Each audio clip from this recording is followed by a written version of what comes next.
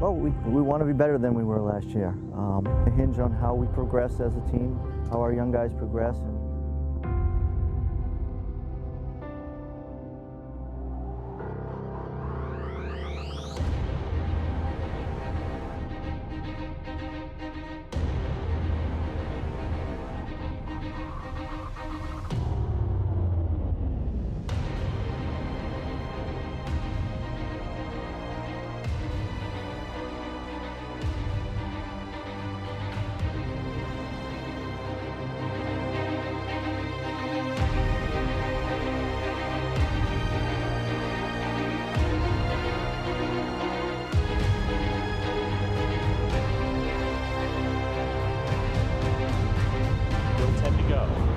Solomon this time bursting through the middle, going to the end zone. Touchdown, Falcons. Looks to his right. He's got plenty of yardage in front of him. He's going to go all the way in untouched. Fitchburg will get the carry. Burst through.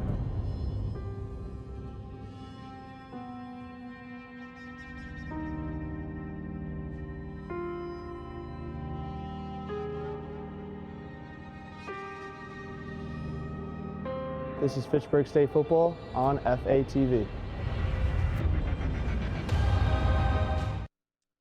Good morning, everyone, and welcome to Elliott Field on the campus of Fitchburg State University, where today the Fitchburg State Falcons will play host to the Bears of Bridgewater State University. Should be exciting MASCAC football on tap. First conference game we've had here on FATV of the season. I'm John Gugerty, joined as always by Dan Bolak. And Dan, today the Falcons come in. They won their last game here on FATV, but they are coming off a loss in their last outing. Correct, John. Last game out was a week ago down at Dartmouth, taking on the UMass Dartmouth Corsairs. Not a great result for the Falcons, falling by a score of 37-13. Connor Fitzsimons at quarterback really struggling through the air in that one. 10 for 35, 146 yards and a touchdown. Jesse Brown with 2 catches for 77 yards and a touchdown on a 49-yard strike. The running game had some struggles as well. J.C. Santiago, lead running back, held to just 40 yards. Steve Lawton was getting a lot of carries down the stretch. He was able to come in with 39 yards as well. A couple silver linings from that game. One was the fact that UMass Dartmouth had come in having thrown over the air for 850 yards in their first 2 weeks. Falcons held them to just 189 on 14 for 30 passing. And Bubba Lynch, he can kick field goals. Hit from 26 and 30 yards out, hit his extra point. Looks like he might be helpful in shoring up the Falcons' kicking game that we saw a few question marks about a couple weeks ago. Saw a few problems with the Falcons' extra point unit, actually 0 for 2 on extra points in their last game here at Elliott Field, that 12-6 victory. But as you said, they were successful last week in the kicking game with Bubba Lynch. We've seen him handling kickoffs. We might see him doing field goals as well.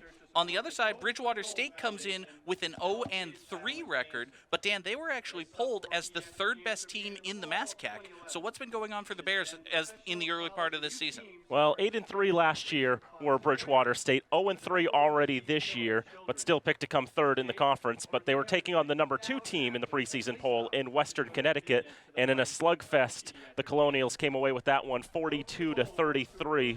Steve D'Amelia, 20 for 30 through the air for 200 yards, 2 touchdowns and interception, but he also fumbled the ball away at one point. Nick Santavica, after being held to about 50 yards on the ground the first 2 weeks in their losses to Morrisville and St. John Fisher, exploded for 200 yards and 3 touchdowns. Jeremy Soule Jr. also 7 carries for 54 yards. Bridgewater, the offense was good, but the defense has struggled for the Bears. 39, 35, and 42 points conceded, and they've already matched their loss total from last year.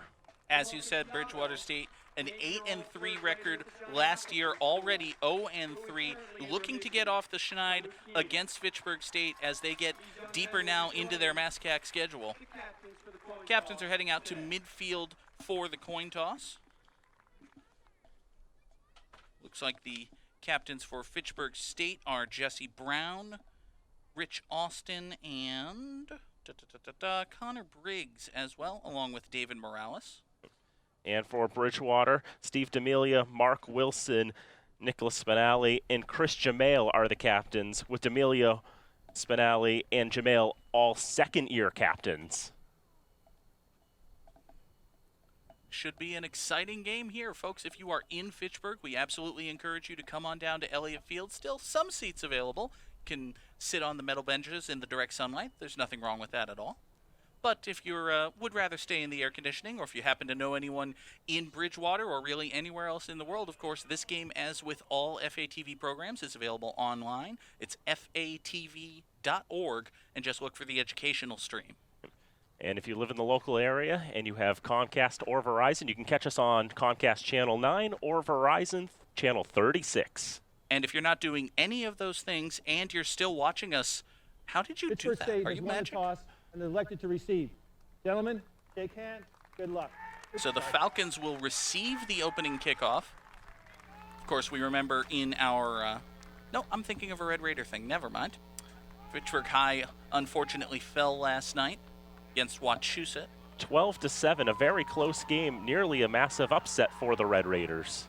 And a lot of our crew was there last night at Crocker Field. We hope you were there with us as well. So it's a doubleheader weekend, bit of an impromptu one, but 2 games in 2 days, it's fun. Never would have happened if not for the mysterious field issues down in Holden. Was it field issues? I heard it was triple E. Could be a little of both, actually. Well, you know. Most of the mosquitoes are dead up here, so that helps a lot. If only it was like that everywhere else on the earth, right?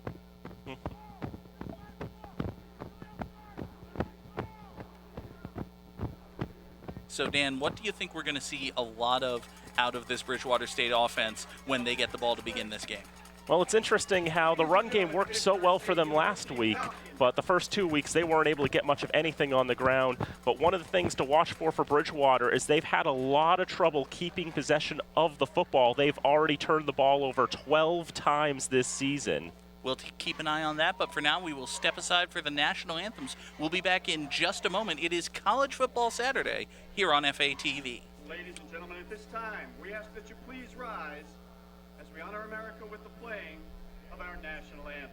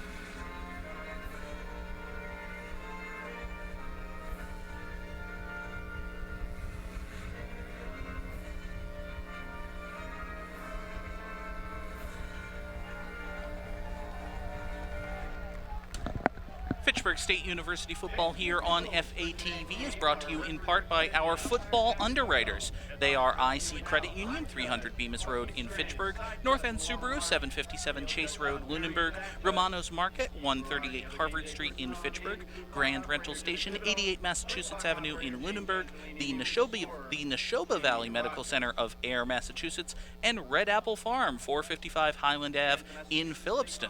It's a new one for us, Red Apple Farm. And out from Phillipston as well. Thanks to them, as well as the rest of our underwriters. You'll hear more about them as the game progresses. But Dan, we turn our attention to the football game in hand. It's been a difficult start for the Falcons, especially through the air. Connor Fitzsimons, finally the man under center for Fitchburg State, but completing less than 50% of his passes on the season. Just a 45% completion percentage for Fitzsimons in the first 3 weeks of the season. If there's one silver lining, only 3 interceptions and only 1 last week. And of course, there was that magnificent drive that capped off the last home game we called here at Elliott Field. I said at the time, and I still believe it really was the signature drive of Connor Fitzsimons' Falcon career. Hopefully for him, being back at home, being in front of a friendly crowd, he'll be able to recapture some of that momentum and lead the Falcons to victory here. That would be the goal. We want to see more of that if you're a Falcon fan. Fitchburg State, as we said, won the toss and won the coin toss. Easy for me to say. God, I'm tripping over my tongue today. So the Falcons won the toss and elected to receive. They'll be going left to right in their green jerseys and white pants. Bridgewater State right to left in the white jerseys with red.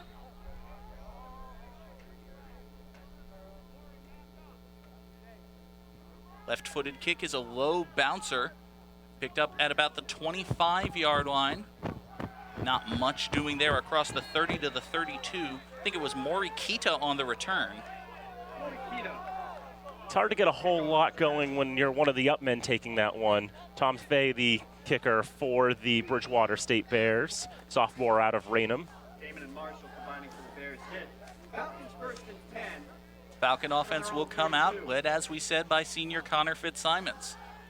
Comes to us out of Flushing, New York. And they will go with 2 tight ends, 2 receivers, and 1 man in the backfield. Looks like that's J.C. Santiago. Play action fake. Fitzsimons rolls right, throws right. Pass is caught. Maybe across the line of scrimmage, not much more than that. It's Frank Sims the 4th on the catch. Freshman from Saugus, first career reception for Sims. Frank Sims the 4th, of course, wears 44. Why not? Gain of about 3 for him. Too bad we couldn't give him 4. And it will be second down and about 7. I formation now behind Fitzsimons. And it's a handoff to Santiago. Straight up the middle. Not much there. Wrapped up by the ankles. I think that was Steven Sylvia, the tackle. And Sylvia, a dominant player for Bridgewater, just a sophomore from Dighton, but last year made the All-MASCAC first team on defense. I know it's a little early in the game to be asking these kinds of questions, but where on earth is Dighton? It's in Southeast Mass, I know that much. Okay. It's probably not too far from Bridgewater, that same general area. Third down and 4 coming up for Fitchburg State. They'll go from the pistol. Santiago behind Fitzsimons, who will throw right. Pass is caught. Jesse Brown has it. He's into Bear territory, and that's good for a Fitchburg first down. The senior receiver, Jesse Brown, out of Yonkers, New York. The New York connection, we can call that. 12th catch of the season for him. Puts him over 150 yards for the year. And Fitchburg State has a first down on their first drive. They'll spot it right at midfield on the near side right hash mark. Pistol formation once again for the Falcons. Santiago behind Fitzsimons. Now Sims comes in motion to the backfield. Santiago gets the carry straight up the middle once again. 2-3 yards. Not too much there. It'll be second down and let's call it 7. And we've seen that play a lot. We saw that play a couple of times, well, many times a couple of weeks ago as I get all those words crossed up. You know, we called it out ourselves. You know, you send Sims or someone else in motion from one side to another, and then the play is a run to that side. They'll mix it up at some point, I'm sure. Sims heads to the sideline. Falcons bring in a 3rd wide receiver. Second down and 7, still from the pistol. Fitzsimons looks left and throws left. Pass is incomplete, a little bit overthrown. I think he was trying to find Missy Gillo Oquendo. Gillo Oquendo was the intended receiver for that one, just pretty badly overthrown on that one. Brings up now 3rd down and 7 for Fitchburg State. They need to get right to the 40. And they'll stay with the 3 receivers, Brown, Gillo Oquendo, and Miguel Perez. Perez in the far slot. Santiago in the backfield. Fitzsimons throws to his right. That pass is swatted down. Very well defended there. Dylan Ante raised himself up and knocked that one down. So Fitchburg State gets 1 first down, get it into Bear territory, but they will ultimately have to kick away. And it is kind of obvious that Jesse Brown's that lead receiver, that favorite target of Connor Fitzsimons. So double coverage there. You had Ante there and Ben McMahon on the double coverage there, breaking that one up. Joe Haskins will kick. Gets it away. Maurice Ashley coming up to make the return. He's actually going to let this one bounce, and it will be downed right at the 10-yard line. Maybe could have gotten a few more yards on the roll there, but hey, you're right there. You never know what a bouncing football's going to do. Better to down it at the 10 than risk letting it roll into the end zone, I guess was the thinking. They'll give him the extra yard there, put it down at the 9-yard line, and we saw a couple weeks ago Joe Haskins do an excellent job on punting, pinning Castleton deep in their own territory a few times, and that really helped keep the Spartans off the board and helped keep the Falcons in the lead for quite a while. So first time we'll see the Bridgewater State offense today. They're led by their quarterback, Steve D'Amelia. He's a senior from Bridgewater. In the backfield with him is Nick Santavica, another senior. Yorktown Heights, New York is his hometown.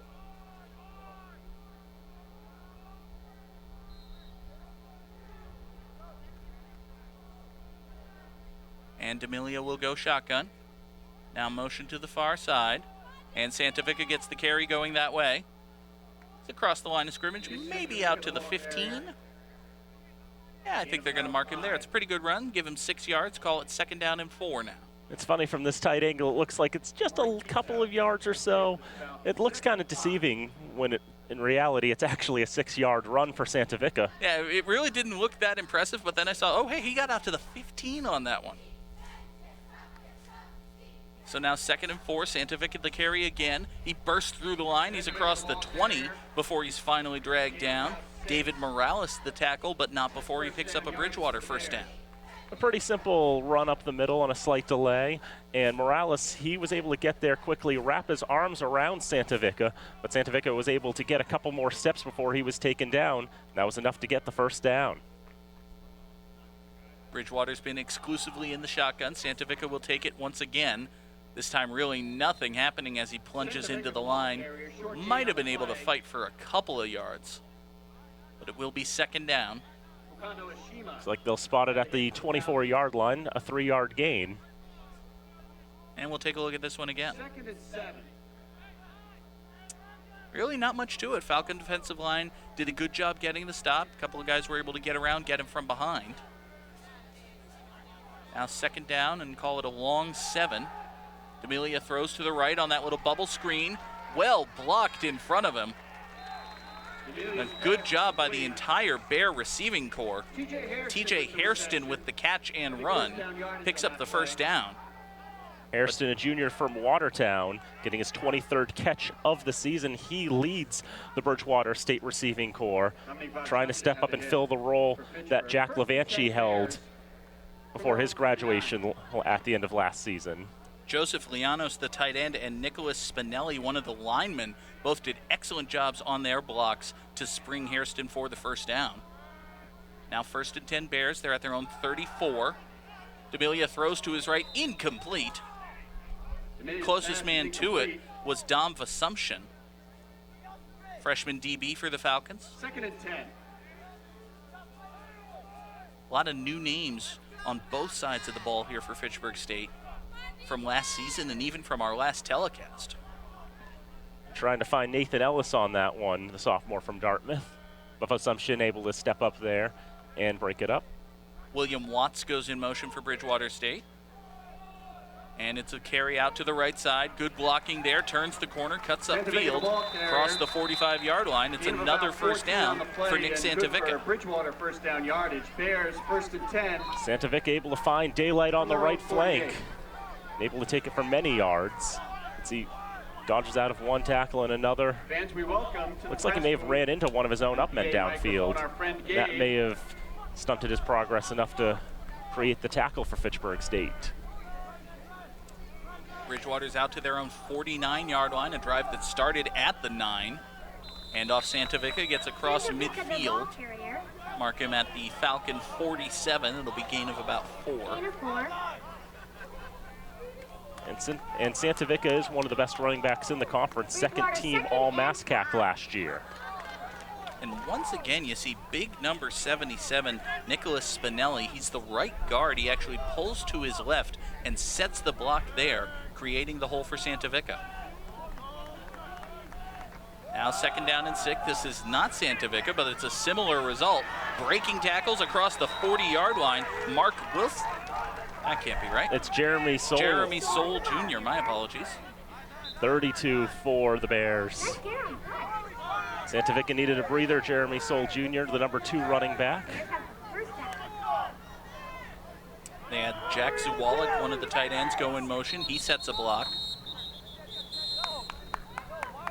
Flag down. And we get some flags. Before the snap. Timeout. Fitchburg State. Fitchburg State actually calls timeout.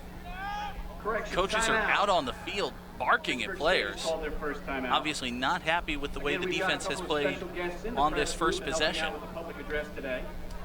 You met David Bridgewater Thiago State's on only field thrown the for one point pass. toss. It was that little bubble screen. They are I think they did have an incompletion as well. They did. But they've been moving the ball very, very well on the ground. 43 yards gained on the ground through Nick Santavica and Jeremy Soule Jr. on 6 carries. It's a pretty efficient start for the Bears running core, You'll take that. especially a team that picked up 3/4 of their rushing yards this season just last week against WestCon. That's, yeah, well, if you're trailing a lot, you're not running a lot. And as we also mentioned, one thing to watch for, Bridgewater has fumbled the ball away 5 times this season. That's worst in the conference. 12 times they've turned the ball over because Stefano D'Amelia has been picked off 6 times, and Brad Filtgen, the backup quarterback, has been picked off once as well. while we have a moment as well, we want to thank just a couple of our underwriters. You'll hear some more of them throughout the game, but we want to thank Rollstone Bank and Workers Credit Union for helping underwrite this and all FATV remote productions. Back out of the timeout here. It is 1st and 10 Bridgewater at the Falcon 37-yard line. And we get some whistles and a timeout for the Bears. Okay, yeah. There's also a flag down. There is no flag on the field. Before the flag, there was Bridgewater State had called timeout. Their first timeout. So were the Bears about to commit delay of game coming out of a timeout and then chose to call timeout themselves? Is that what happened? It's possible. I didn't have a good glance at the play clock at that moment. Well, while we have a moment, why don't we thank a couple more of our annual underwriters? They also include Unitil and Health Alliance Hospital. We thank them and again all of the lovely folks in and around Fitchburg who help bring all of our FATV broadcasts to you. Our director today is Dave Oster. Travis Falk is our technical supervisor. Cameras include Josh Goggin, Kevin Sim, and the 2 Matts, Murdaga and Gendison. And of course Jared Roberts running replay for us. I'm out of film material, Dan. Can we please play football? Okay. I'll have film material for the next time out. Hopefully it'll be a little while from now. Fantastic. So coming out of the timeout, again, it is 1st and 10 Bridgewater at the Falcon 37. Again. Play action fake, quick pass to the near side is complete. Open field in front of him. It's going to go across the 15 before he's finally hit. William Watts, the catch and run. Mark him out of bounds at the Falcon 13-yard line. That's 24 yards on a pass that was almost backward. Just fantastic blocking. Once again, that quick little screenplay.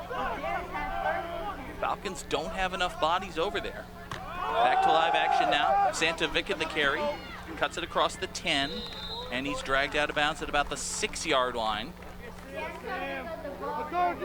That'll be a gain of 8. I think the only thing preventing Santavica from getting a little farther on that one was just the fact that Hairston was in the way. It's another time he's run to one of his own blockers. Nothing doing up the middle. He bounces it out to the outside, picks up 8 yards. 2nd and 2 now. Bridgewater still from the shotgun.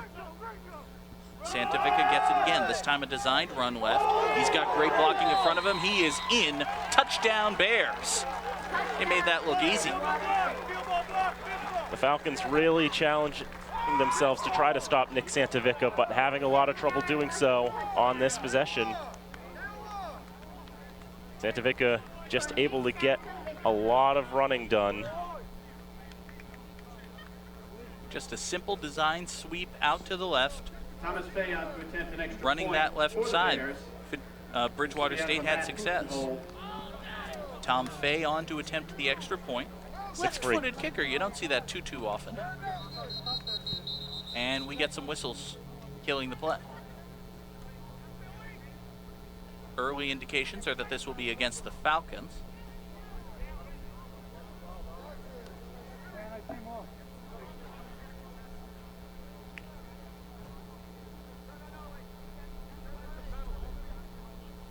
I can also tell you that Fay is 6 for 8 in extra points this season. Okay. Dead ball. Illegal substitution on the defense. 12 men on the field. The penalty occurred before the snap. The penalty enforced half the distance to the goal. Retry.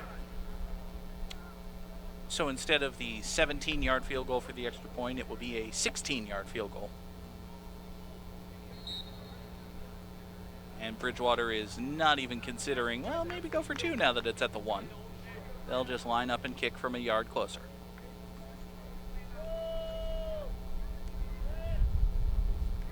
High snap, but he gets it down. Fay's extra point attempt is up and good. Halfway through the first quarter of this one, 7:55 to play, and Bridgewater State leads 7-0. Bridgewater State 7, Fitchburg State nothing. Let's take another look at the touchdown play here, Dan. Delayed handoff to the left side, and just about as much room. Well, actually, that was the previous one, but they were pretty similar plays. They really were. Just the difference is that time Santavica cut up to his right. Now we're going to see it again. And as you can see, a very similar play, a run to the left side, but that time he cuts up to his right, goes straight for the end zone, and has just enough space to get across the goal line. Fans, I earlier failed to mention that the women's lacrosse team has a couple of specials going today at the concession stand on the upper level. So Fay will kick off for the second time. First kick was just a low squibber, picked up by one of the up men, Morikita. We'll see what they do here. I tell you, Fay wasn't their kicker the first 2 weeks of the season, but he's had to step into this role for the Bears from last week onwards. This time it's more of a low line drive, picked up on the bounce at the 15-yard line. Breaking tackles across the 35 before finally being brought down is Mizzy Gillo Oquendo. Just his second kick return of the season. Got some good yardage on it, though. Up to around the 37-yard line. It's a good start for the Falcons. It is indeed. We'll see what their offense can do. They were able to get 1 first down, but fizzled out after that. Connor Fitzsimons leads his men back out on the field. JC Santiago in the backfield for him. They'll go from the pistol. Bunch formation on the far side, and Santiago gets it straight up the middle. Not too much there. Ran into a whole pack of Bears. Gain of about a yard. We'll take a look at it again. Simple run up the middle, just looking for those players to try to create some lanes, but not really a whole lot there. Just a whole lot of players in white ready to bring down Santiago and limit him to just 2 yards on that run. Ran right into the waiting arms of Maxwell Kroll. He was only able to get a couple of yards. Now second down, Falcons with 3 receivers. Pass to the far side is high and incomplete. That was intended for the tight end, Drew Riddenauer. Drew Riddenauer, the intended receiver. Riddenauer went up to make the catch, but the pass was a little too tall for him. And Riddenauer, 6'1", 215 pounds. A rather tall one, and even then, I think that was also deflected right at the line. Could have also been. Saw Philpott as well as Chris Jamail right there for the Bears. Wasn't able to tell which one of them might have gotten a paw on it, but I think it was deflected. Either way, it will be third down for Fitchburg State. Fitzsimons back to pass, now under pressure, rolls right and just throws it away. Well out of bounds. Jesse Brown was in the area. but that was a pretty clear throwaway. And the Falcons go 3 and out. Bears just able to break through the line, and Fitzsimons immediately just having to scramble to pass, and there just was nobody open downfield. Not what you're looking for Fitchburg State on that drive. Their defense was on the field for a long time. They got the ball basically shoved down their throats, and now after 3 plays, they'll be right back out there. Joe Haskinson's kick is away. It's going to go out of bounds at about the 30-yard line, I think. Let's watch the side judge come up, and it looks like he's going to mark it right at the 30-yard line. In that case, he was trying to get the ball to land just to the left of the near sideline and have it bounce downfield, as we saw it go about another 20 yards after that. The problem was it went out of bounds before it made that bounce. And so out at the 30 it goes. Also worth noting that Connor Fitzsimons is doing the long snapping again this season. Starting quarterback and starting long snapper. You don't see that too often. As he long snaps to the backup quarterback. You do what you need to do at the Division III level. It's D3 football. You do what gets the job done. Now Bridgewater State back out there. Watts comes in motion. Twin receivers to the near side. Play action pass goes to the far side. It's complete. Then immediately brought down. But TJ Hairston was able to hang on. With the reception, Gains about, call it 7 yards. Make it 2nd down and 3 now. Hairston immediately wrapped up, but still a gain that Bridgewater will happily take. Bridgewater going no huddle here. Right back up to the line. This time Santavica gets the carry. Plunges forward. He's across the 40. And that'll be enough for a Bridgewater first down. Stop the clock and move the chains. Trying to stop Nick Santavica, who, as we said, burst through for 200 yards last week. Proving to be a challenge for the green and gold right now. Still 6 minutes to play here in the first quarter. Bridgewater leading 7-0 with the ball. Santavica straight up the middle once again. Gets good blocking in front of him across the 45. Brought down at the 47-yard line. It's a gain of about 6. On the defense, gain of about 6 on the play. Once again, Dan, that pulling tack. This time it's the tight end pulling from the right and helping to set the block. Creating a big hole right up the middle.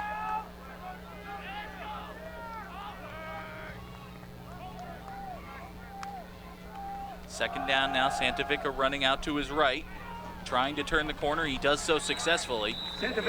Well into Falcon territory, driven out inside the 45-yard line, but that's another first down. And Dan, this Bridgewater offense, they're not just doing it with one play. It's not just the runs up the middle. As you see here, they're also having success running to the outside, turning the corner.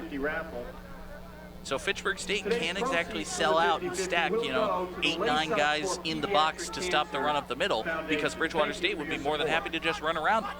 Not afraid to go to the flanks, and that's really helped them as Soul's in the game now. And Soul goes up the middle this time. It's dragged backward. He picks up a couple. Jeremy Soul, the ball carrier. Santavica can't take every single carry in this game. Run up the middle, and that time the lanes just didn't develop for him. I believe that was Royale Richards who made the tackle. It's 2nd and 8. Richards listed on your programs as a running back, but you can see him there, number 33. He's lined up as a linebacker. Now 2nd down and 8, shotgun once again for Bridgewater. Pump and throw the screen to the near side. That's complete to Watts. Breaks the tackle at the 35, looking for an opening, and he's across to the 25-yard line before finally being brought down, and that's another Bridgewater first down. They put pressure on D'Amelia, but he was able to get that throw off, and then Watts able to break out of a tackle. That was significant as well. Right there, he was able to just get around Rich Austin before finally being dragged down by a diving Joel Montero. Now they try the jet sweep for the first time. It's blown up in the backfield. Maurice Ashley the carry. I think that might be the first negative play of the day for Bridgewater. And that was Maurice Ashley's first carry of the season as well. Loss on the play of about 2. Take a look at this one again. Ashley comes in motion. The initial hit there looked like it was made by Joel Montero. And then Kita made the final tackle. So it'll be now 2nd down and 12 for Bridgewater. They have 4 receivers. And once again, Nick Santovica in the backfield. And we get some whistles. Delay of game.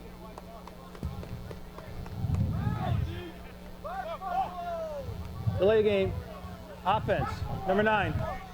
5-yard penalty. Remains 2nd down. That might have been an interesting play, too, because it looked like Bridgewater had 3 receivers to the right, and the Falcons didn't look like they had anywhere near the personnel to match up there. A quick throw to the right side on that play probably would have been damaging, but in the end, Bridgewater took too long to snap the ball.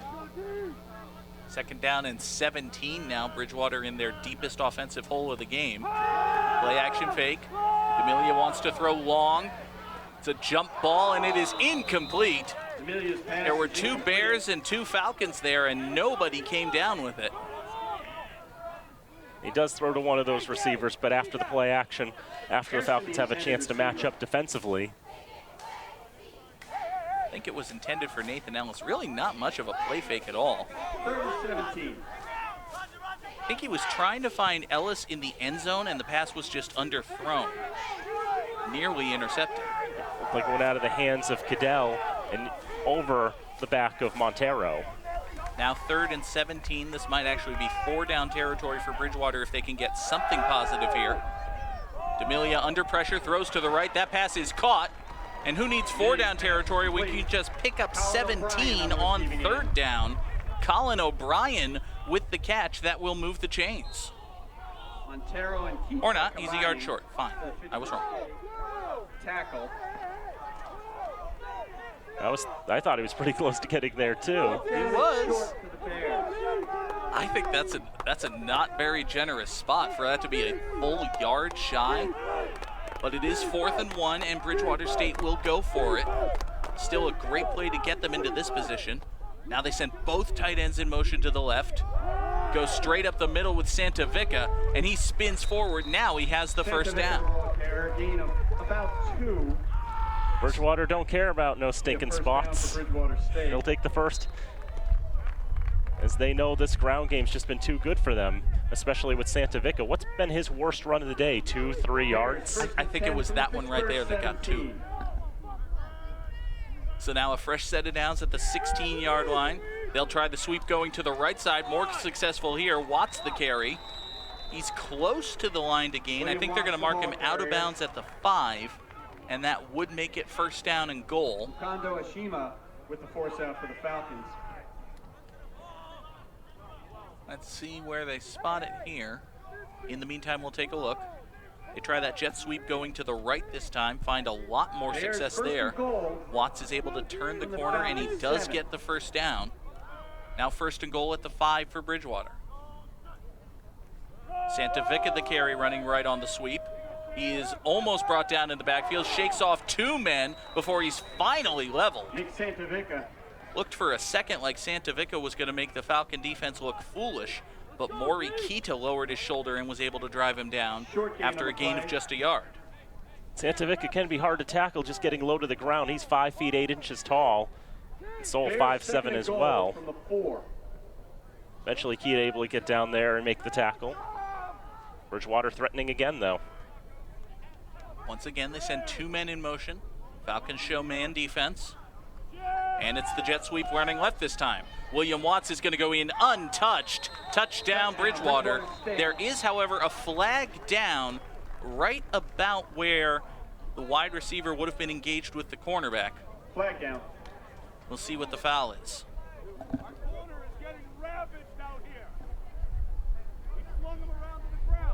Flag was thrown here on the near side at about the 6-yard line.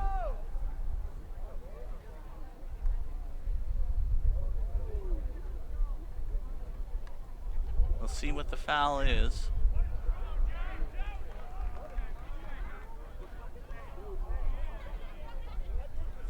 Okay. Offsides. Defense. Number 33. That penalty is declined. Result of the play, touchdown. So Fitchburg State was cheating and still couldn't stop it. It's not good. 4-yard touchdown. The defense on the flanks has been sorely lacking for the Falcons right now, and Bridgewater knows they can just get out to the far side and they can get some yardage. Thomas Fay on to And right there wasn't a whole lot in William Watts' way. Matt Hooten to hold. Falcons were able to stop that jet sweep the first time Bridgewater did it, and it's almost like they were stubborn, like, no, this is going to work, darn it.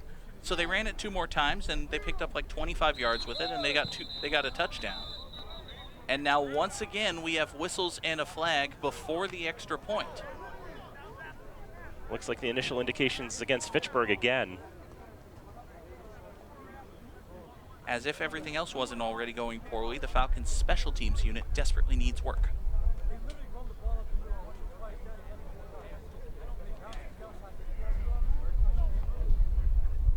Illegal substitution on the defense, 12 men on the field.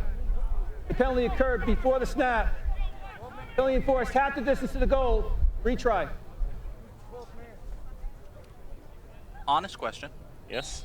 Okay, joke framed as an honest question. Can anyone at the Falcons count? Ooh. It's kind of amazing when you pull the same penalty twice in the same game, in the same quarter. Extra point is good, by the way. On consecutive extra point attempts. It's college football. You need to be able to count to get into college, don't you? The only thing I can try to say is this. In last night's broadcast here on FATV between Fitchburg High and Wachusett, on Wachusett's first touchdown of the game, Fitchburg High did that whole jumping off sides thing that they've done a million times already this season. I've called one Fitchburg High game, and I already hate that rule change. But yes, continue. Yep. And so the extra point would have been good had it counted. So they go for it. So they go for the extra point again, a little closer. It's a bad snap. They have to scramble, try to go for 2. Don't get it. Okay. Maybe they're just hoping for a bad snap, and this is just a weird way of icing him because they figure if he can make it from 20, he can make it from 18 and a half, whatever. I don't know. I'm trying to find a way to rationalize this. It's something that needs work. And I think that's all we'll say about that. So we'll get one more kickoff here, and that'll bring us close to the end of the first quarter.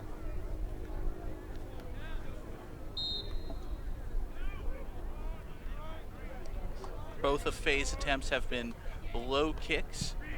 And this one is the best of the bunch. It's high, although a little short, taken in by Gillo Oquendo at the 13-yard line. And the ball is loose. Bridgewater picks it up, returns it back inside the 25-yard line. There's a fumble on the kickoff return. Prince Brown with the recovery. Taking the kickoff to the Falcons. And every single thing that can go wrong is going wrong right now for Fitchburg State. With a big hit for the Bears. And Prince Brown. Jill Quinter trying to make a cut there, ends up just not really moving direction at all. The helmet knocks the ball out and right into the hands of the Bears and Prince Brown. I believe it was Kerwin Smith the second who lowered his shoulder and delivered the hit. Now Bridgewater State will try one more time to get into this left end zone. First and 10 from the 22. 20 seconds left in the first quarter, already up by 2 touchdowns. And they're gifted the ball first and 10 at the Falcon 22.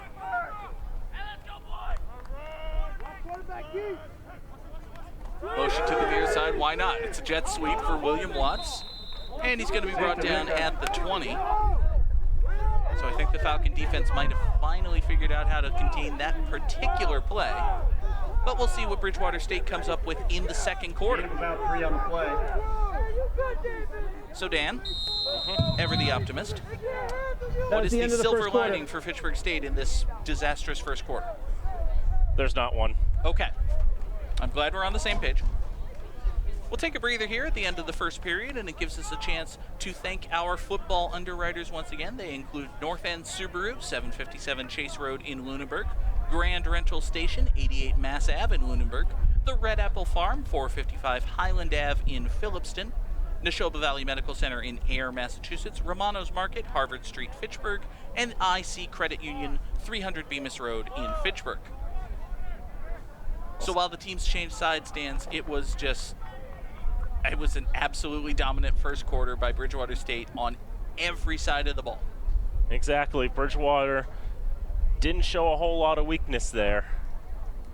Able to get those 2 touchdown drives. All right, let's take a look at some of the highlights for Bridgewater of the first quarter. This is their first touchdown run. Santa Vica with just a simple sweep to the left-hand side. He was able to dive in for 6 points there. And then the second one came on that jet sweep that they fell in love with on their second drive. Watts was able to take it in for the second score. Really, the Falcon offense did get a first down, but as they were about to get the ball back for a third time, they coughed it up, which leaves us right where we are now as we head into the second quarter of play. Bridgewater State set up 2nd down and 7 at the Falcon 20-yard line. And here with the play-by-play for the second quarter of action is Dan Bolek. Thank you very much, John. Bears 2nd and 7. Bridgewater looking to stamp their foot down here, up 14-0 at the start of this second quarter.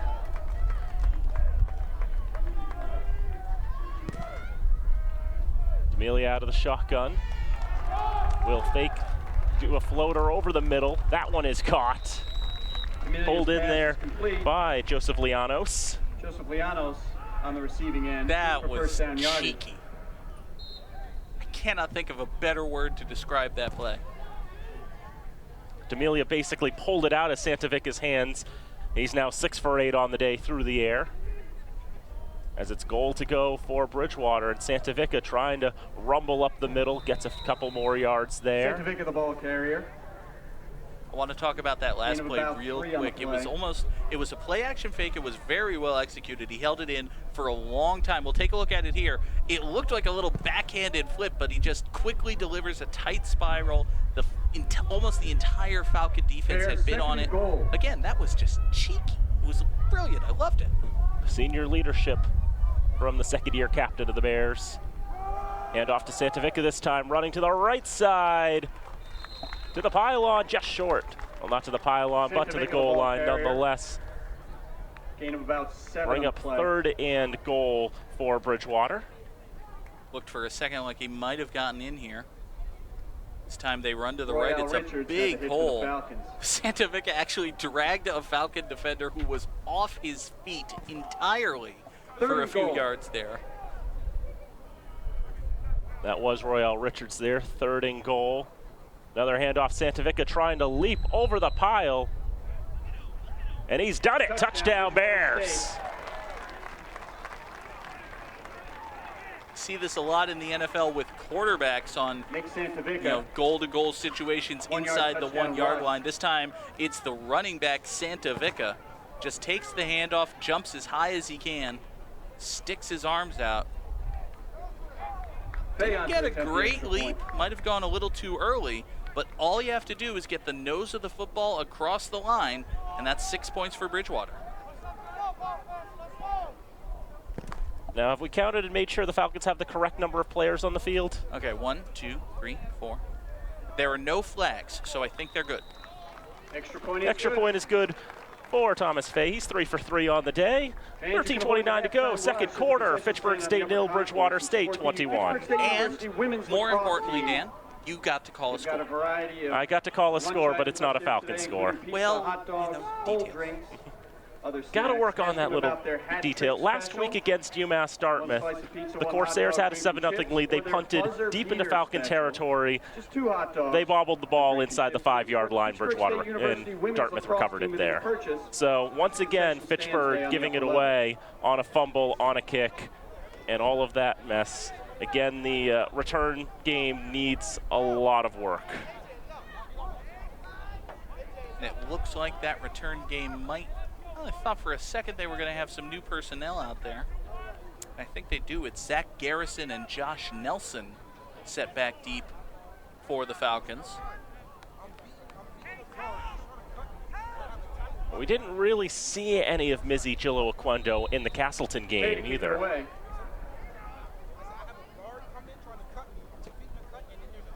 Bay will kick it off. Bit of a liner this time. It'll bounce on a hop to Nelson. Nelson cutting up the middle with some running room. A good return for Josh Nelson. Brings it to the 38-yard line. That kickoff return might be the best offensive play the Falcons have had all day. Had the hit for the Just Bears. picked it up on a bounce. Got really good blocking straight up the middle. Gets it out to the 38-yard line. Connor Fitzsimons will come back out to lead the team. Robert Jackson in the backfield for the Falcons on this drive. The Falcons finally getting their third drive of the contest. On first down with a couple receivers to the right. A rollout to the right. Throw is incomplete. Away from Josh Nelson on that one. Nelson, the intended receiver. Second Fitzsimons falls to 2 for 7 on the day. Nelson had a pretty good opening there, but the pass was overthrown. Not much he could do about it. Fitzsimons plenty of time. Doesn't necessarily need to throw on the run there. He had the time to set his feet. Chose to keep moving, and he was unable to deliver an accurate ball. 2nd and 10.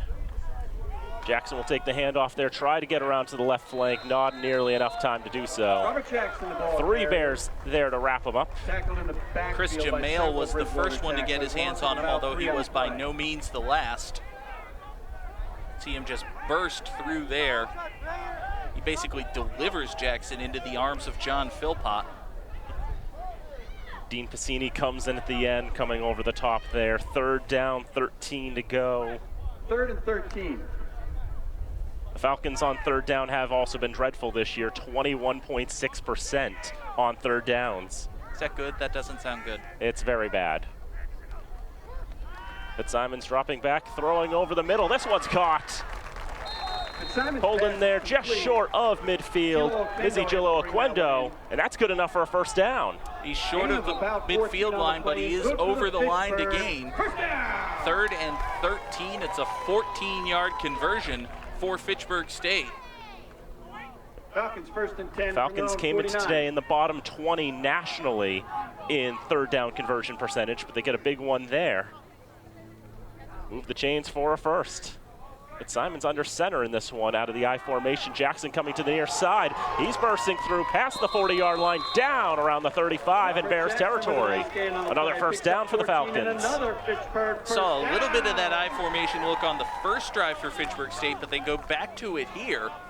Robert Jackson gets some great blocking in front of him, and he delivers the biggest running play of the day for Fitchburg State. From the Bridgewater 37. They'll spot it 37 yards from goal. Just under 12 to go in the first half, 21-0 Bridgewater. Falcons again in this I formation with Fitzsimons under center. And another handoff to Jackson as Fitzsimons stumbled getting that handoff up.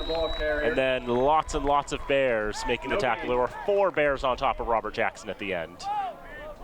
Just to show how well they had that one read. I think you said it right, Dan. Fitzsimons had some trouble with the exchange there. Almost turned into a pitch. See Fitzsimons losing his footing. By the time Jackson gets the ball, there's nothing he can do with it. Ended up getting it back to the line of scrimmage, so nothing changes there. 2nd and 10 from the 37. Brown and Nelson out to the right.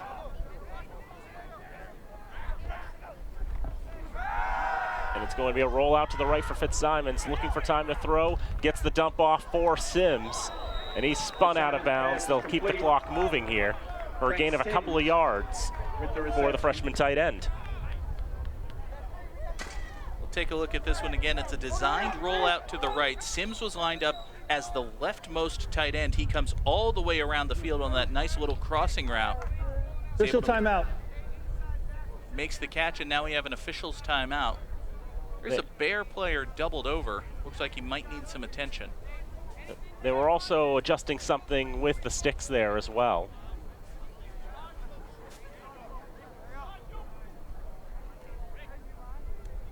Ultimately, it looks like it was only a gain of 1 yard. Well, 1 yard is better than no yard, right? Correct. 3rd and 9. 3rd and 9. Fitchburg State did have the one big conversion on this drive. They're in their best field position of the day. Pistol set with 3 receivers, 2 to the left side. Fitzsimons looking left, throws to the left. That one is caught. Taken in by Miguel Perez. It's not going to be enough for a first down, but he's inside the 35. The Falcon reception and a gain of about 5 yards. 3rd down and 9. The Falcons don't try to get all of it. Just a quick little 5-yard out pattern. Perez is able to make the catch. It's well defended by Bridgewater State. Samuel Beaumont with the tackle. Falcons are going to keep their offense out on the field. Quite honestly, Dan, I support this call. You're down 3 scores. It's 4th and 4. Got to get something. Why not do it now? We need to get 4 yards for a first down. 2 receivers split out to the right. Jackson there as a blocker. There's a flag on the play. Throw is incomplete. Flag thrown in that area by the referee himself is usually going to be a hold. There is a flag down. And if that's the case, it will obviously be declined. We're looking for Nelson on the right sideline.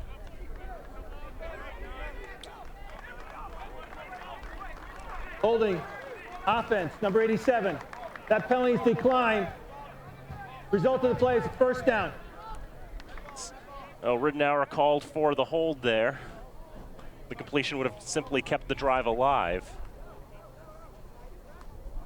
Pretty clear case of holding, and also it was a pass out to the sticks. Really not a terribly catchable ball. There were 2 Falcon receivers right there, and they were both well Bears, covered. 1st and 10 from their own 31. Looked like 3 Bears in the vicinity there. It was going to be a very tough ask. I do think it was the right call to go for it, however. But now Fitchburg State must pay the price. Bridgewater State set up pretty good field position on their own 31. Hand off on first down to Jeremy Soule Jr. And he's wrapped up, but he still keeps his feet moving. Jeremy Soule is able with to some hard push running. forward for several additional yards after the contact. About 7 on I the play. think Jeremy Soule had some help here, and it didn't come from Bridgewater. Take a look here. He's going to be wrapped up pretty well right there, and then just plowing into him, both Falcons and Bears. Falcons trying to make the tackle, and then the Bear players just adding to the momentum. Soule gets credit for an extra 3 or 4 yards. So on second down, play action throw over the middle. That one is caught and still staying on his feet and breaking away. This is going to be a touchdown for Bridgewater. Maurice Ashley, an incredible play. Maurice Ashley stays on his feet, and it's a huge touchdown reception for Bridgewater. And they lead 27-0 as he just breaks out of the tackle. We saw last time out a play similar to that for Castleton that was whistled dead. This time not so, and Ashley has nothing but daylight in front of him.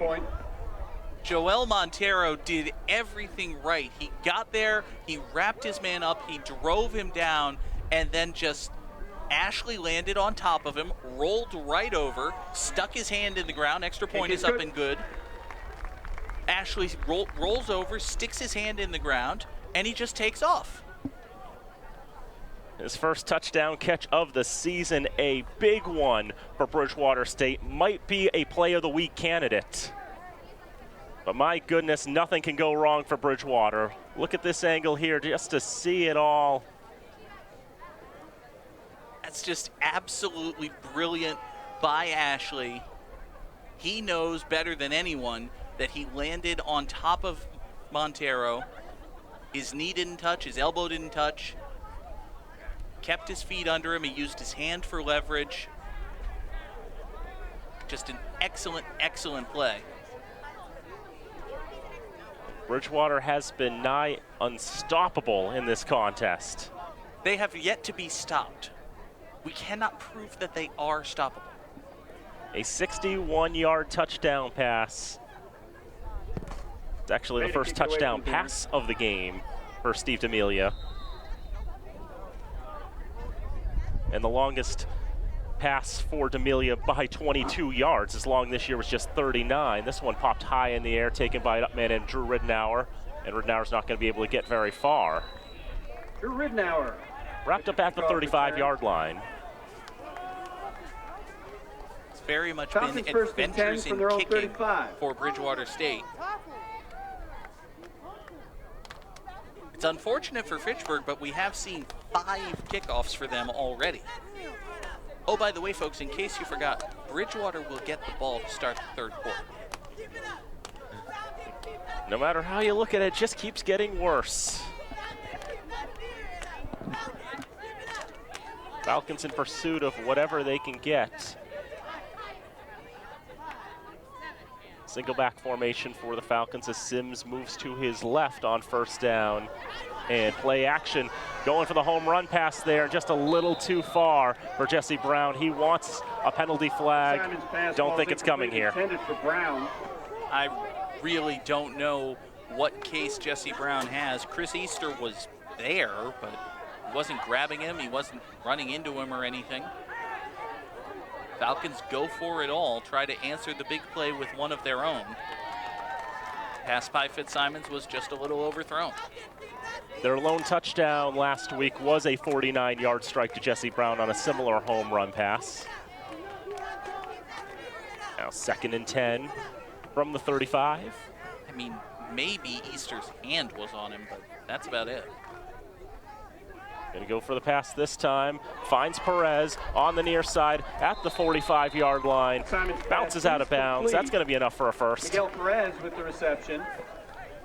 Gain of about 11, good for the Fitchburg first Well-designed down. play here by Fitchburg State. Perez is lined up in the near slot, and he runs a little flat play, and then you've got Nelson running the slant, who also basically sets a pick. He's able to separate Perez from Steven Sylvia, who was covering him.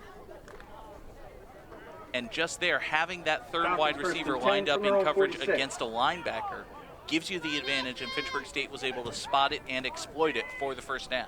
Ridnour will set up as a receiver here as Fitzsimons quickly rolls out right side. Throw is incomplete. Too high for Josh Nelson. There is a flag down, There's a flag down. around there. I think it was thrown by the side judge, or the linesman, excuse me.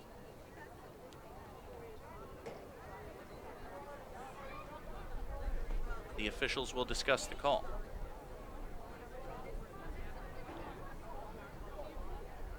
There's no foul for illegal block below the waist on the play. Disregard the flag. The result of the play is incomplete pass, 2nd down. Never happened. Never mind. Move on. 2nd down. No one ever saw that 2nd flag. and 10. Nope. No flag.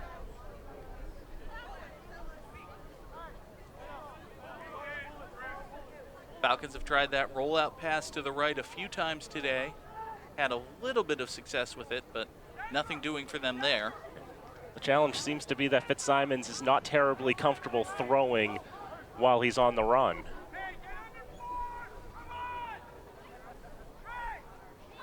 So it goes 2nd and 10 from the 46. Pass this time is caught by Nelson. This will be a first down. Spins out of a couple of tackles, but now 3 Bears have him wrapped up at the 39-yard line in Bridgewater territory. Falcons get another first out of that. With the reception there. Fitchburg Good State for down by Fitchburg's 4 first scores, down need to make yardage. up points quickly. They try to Falcons do so will have through a the first air. and 10 at the Bridgewater 38. This time there just wasn't enough coverage there. There were more Falcon receivers than Bear defenders. Nelson was totally left alone. Fitzsimons was able to find him, make the catch, pick up some extra yardage, and it's first down at the 38. Now we get an official's timeout. Official timeout. Looks like they're having issues with the sticks again. It's the 2nd time today. Dan, you have some experience down there. What would be causing that kind of motion? In case maybe the box got tangled up with the chains there. That would be my guess. 1st and 10 for the Falcons. Fitzsimons quick throw over the left side, incomplete because it was dropped. Pass is incomplete. Jesse Brown, the intended receiver. Had a really well-designed play there. Receiver in the slot was running a streak. Jesse Brown was coming across. I think the ball was thrown just a little bit behind him, but we'll take a look at it again here. See, Brown had to reach back just a little bit. He was disappointed with it. I think that was still a catchable ball, 2nd though. and 10. I think so as well. Not exactly what you want, but really a catch that he should have made. Perez will go in motion to the near side. A drop back for Fitzsimons, now scrambling. Has to throw it somewhere. It's been tipped And incomplete as Jackson tried to salvage that one, but I think that was going to be a loss had he salvaged it anyway. Robert Jackson, the intended receiver. Not the worst thing in the world for that to fall incomplete, but at least it falls incomplete and not into the hands of a Bridgewater State Bear. Well, take a look at this one here. You can see Fitzsimons looking to his left. He wants that bubble screen, sees that it's not there, tries to set up something to Jackson on the right side, but the ball is knocked up in the air and ultimately falls incomplete. I believe that was Jonathan Cleveland who made the deflection. I think it was Doranville, actually. I think that was 99. But Possibly. anyway, third down. Fitzsimons, long throw, intercepted! Picked off by Bridgewater, and Easter coming down the near side.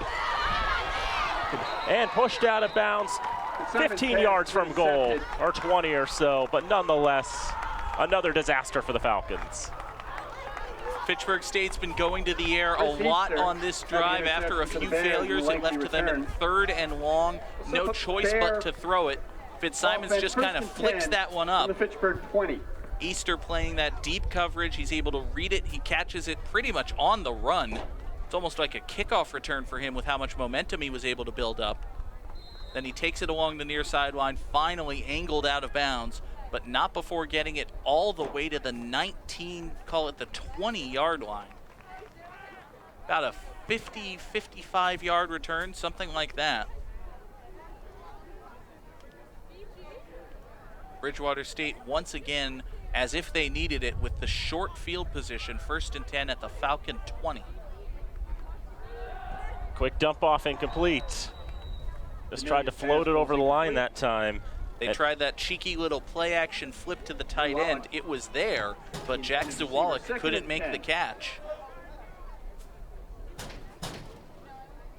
Not a terribly beautiful pass, but again, it hit him right in the hands. I think that's a catch Zawalik thinks he should have made, and I, for one, agree with him. So 2nd and 10 it'll be. Couple receivers to the left for Bridgewater. Santavica back in the game. Pulls it out of his hands. D'Amelia looking for the end zone this time. And that one is going to be caught for a touchdown. Right now, Dom Vassumption is sitting there wondering how he didn't make this interception. Amelia to Maurice Ashley. D'Amelia has all the time in the world to throw. Vassumption is right there. The ball goes through his hands and then falls into the lap of Ashley, who manages to secure it before it hits the ground. Tough, tough break for Vassumption and the Falcon defense. Kick is good. And for the 5th time today, Bridgewater State finds the end zone. 35-0. Still, Dan, with 6 minutes to play in the 2nd quarter. It's been a terribly challenging game for the Falcons. Again, with Bridgewater getting short territory after a Falcon turnover, they don't need a whole lot of time to strike there. And Vassumption just closing his hands just a little too late. I wasn't misreading that. That went right through his arms, didn't it? He was right there. Yeah, his hands just came together a bit late there. And you can see the Bridgewater State fans who've made the hour-and-a-half drive up 495 and change. Good crowd on hand as Bridgewater looking for their first victory of 2019. The folks are probably happy they made the trip, I would say.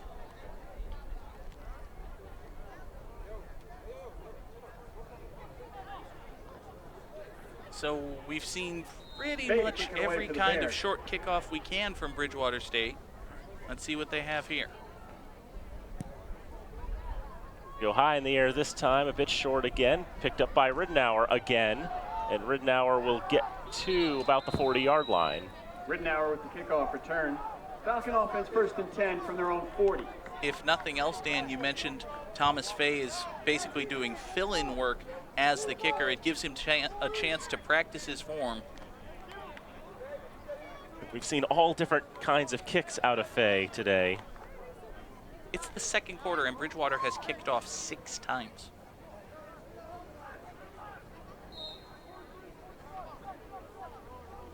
So the Bears leading 35-0. Fitzsimon's back in under the pistol. Gets the handoff. And getting a couple yards on that one.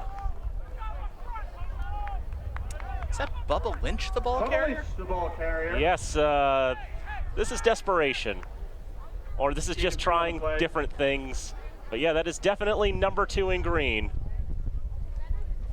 Okay. Bubba Lynch trying to be a super duper all-around player for this Falcon team. He's a linebacker, he's the kicker, and now apparently he's going to try being a running back. Sure, why not? On second down, Lynch will take it. Got some good movement there. Gets to the 48-yard line.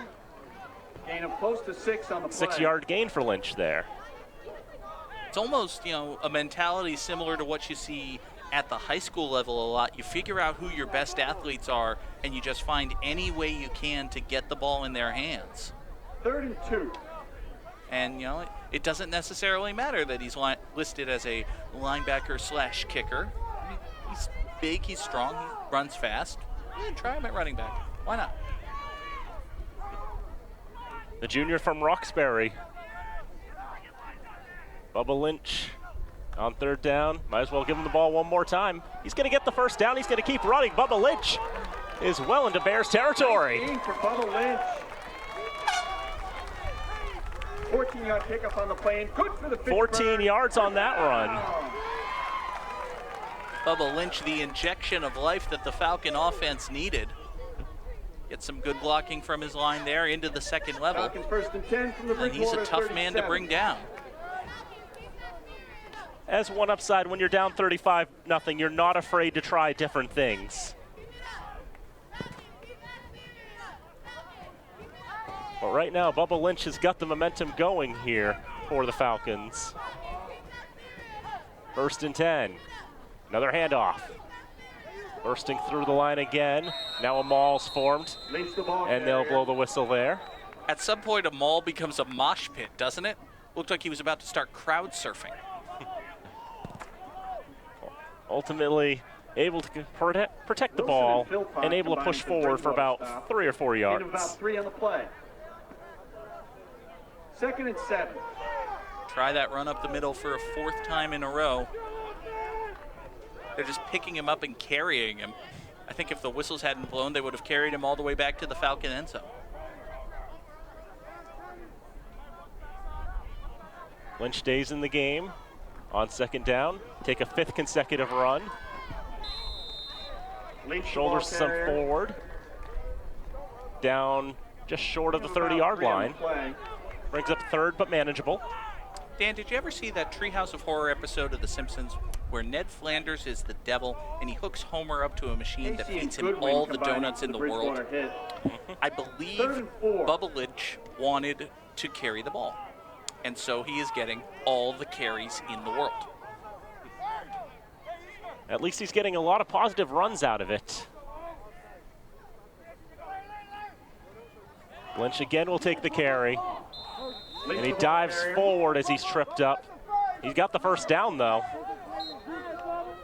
When you're getting 3-4 yards a carry. Yeah, can we call this the donut machine offense? I don't really know how to continue the joke, but it's working. About 5 on the play, however. It is, and up a Falcon 1st down. The explosiveness that Bubba Lynch brings to his runs there, I feel more confident with him in the backfield than I have seen out of Santiago and Jackson. Another first down. That one goes over the head of Fitzsimon's. Just going to have to eat it. Is there a run that's going to get you that many yards on 2nd down now? I don't know. I was just about to ask, and it feels like a legitimate question. Bubba Lynch is a linebacker and he also kicks. How much of the offensive playbook is he familiar with? Is a fair question. And now on 2nd down and 36, we're going to see if Mr. Lynch's knowledge extends to passing plays. It's got to be worth the try at this point. And possibly related to the down and distance, Lynch heads to the sidelines, and Robert Jackson will check back in.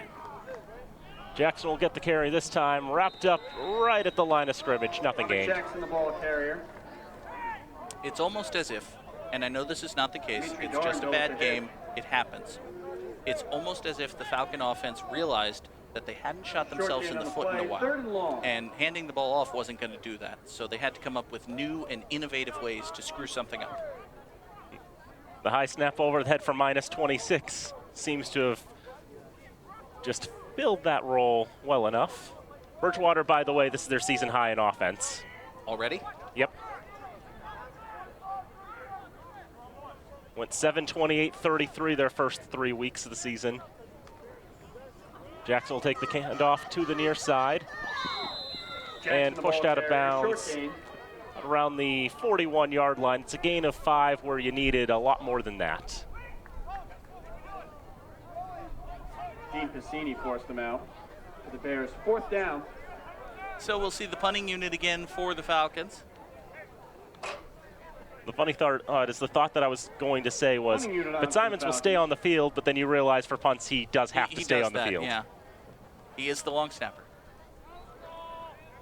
So Haskins will go into punt. I honestly wonder if we might see him under center at some point in this contest. Gets this one away. Take a nice bounce.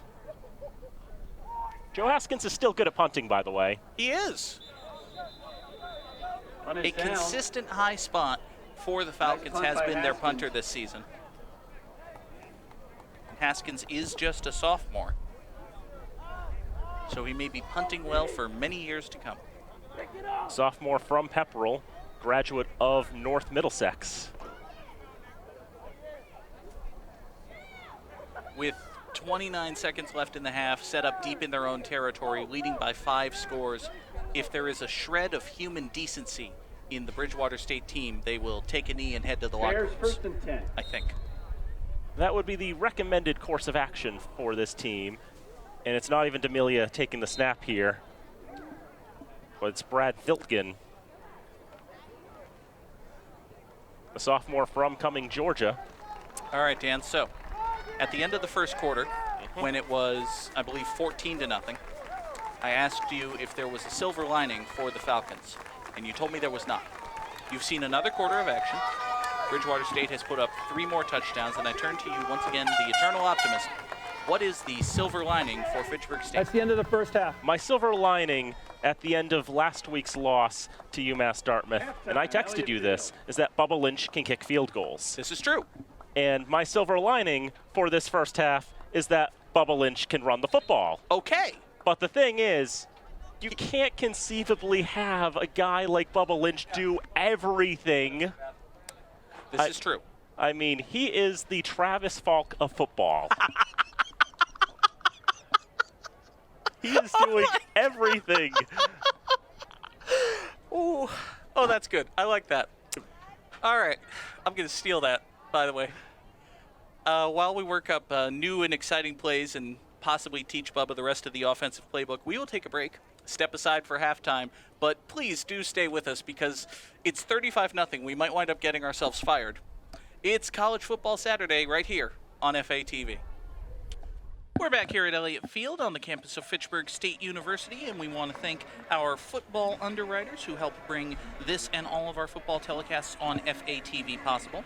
This year, our football underwriters include IC Credit Union, 300 Bemis Road in Fitchburg, Romano's Market, 138 Harvard Street, Fitchburg, the Neshoba Valley Medical Center of Ayer, Massachusetts, Red Apple Farm, 455 Highland Ave in Phillipston, Grand Rental Station, 88 Massachusetts Avenue in Lunenburg, and North End Subaru. Find them 757 Chase Road in Lunenburg. I'm John Gugarty, joined as always by Dan Bolak. And Dan, the first half has belonged exclusively to the Bears of Bridgewater State University.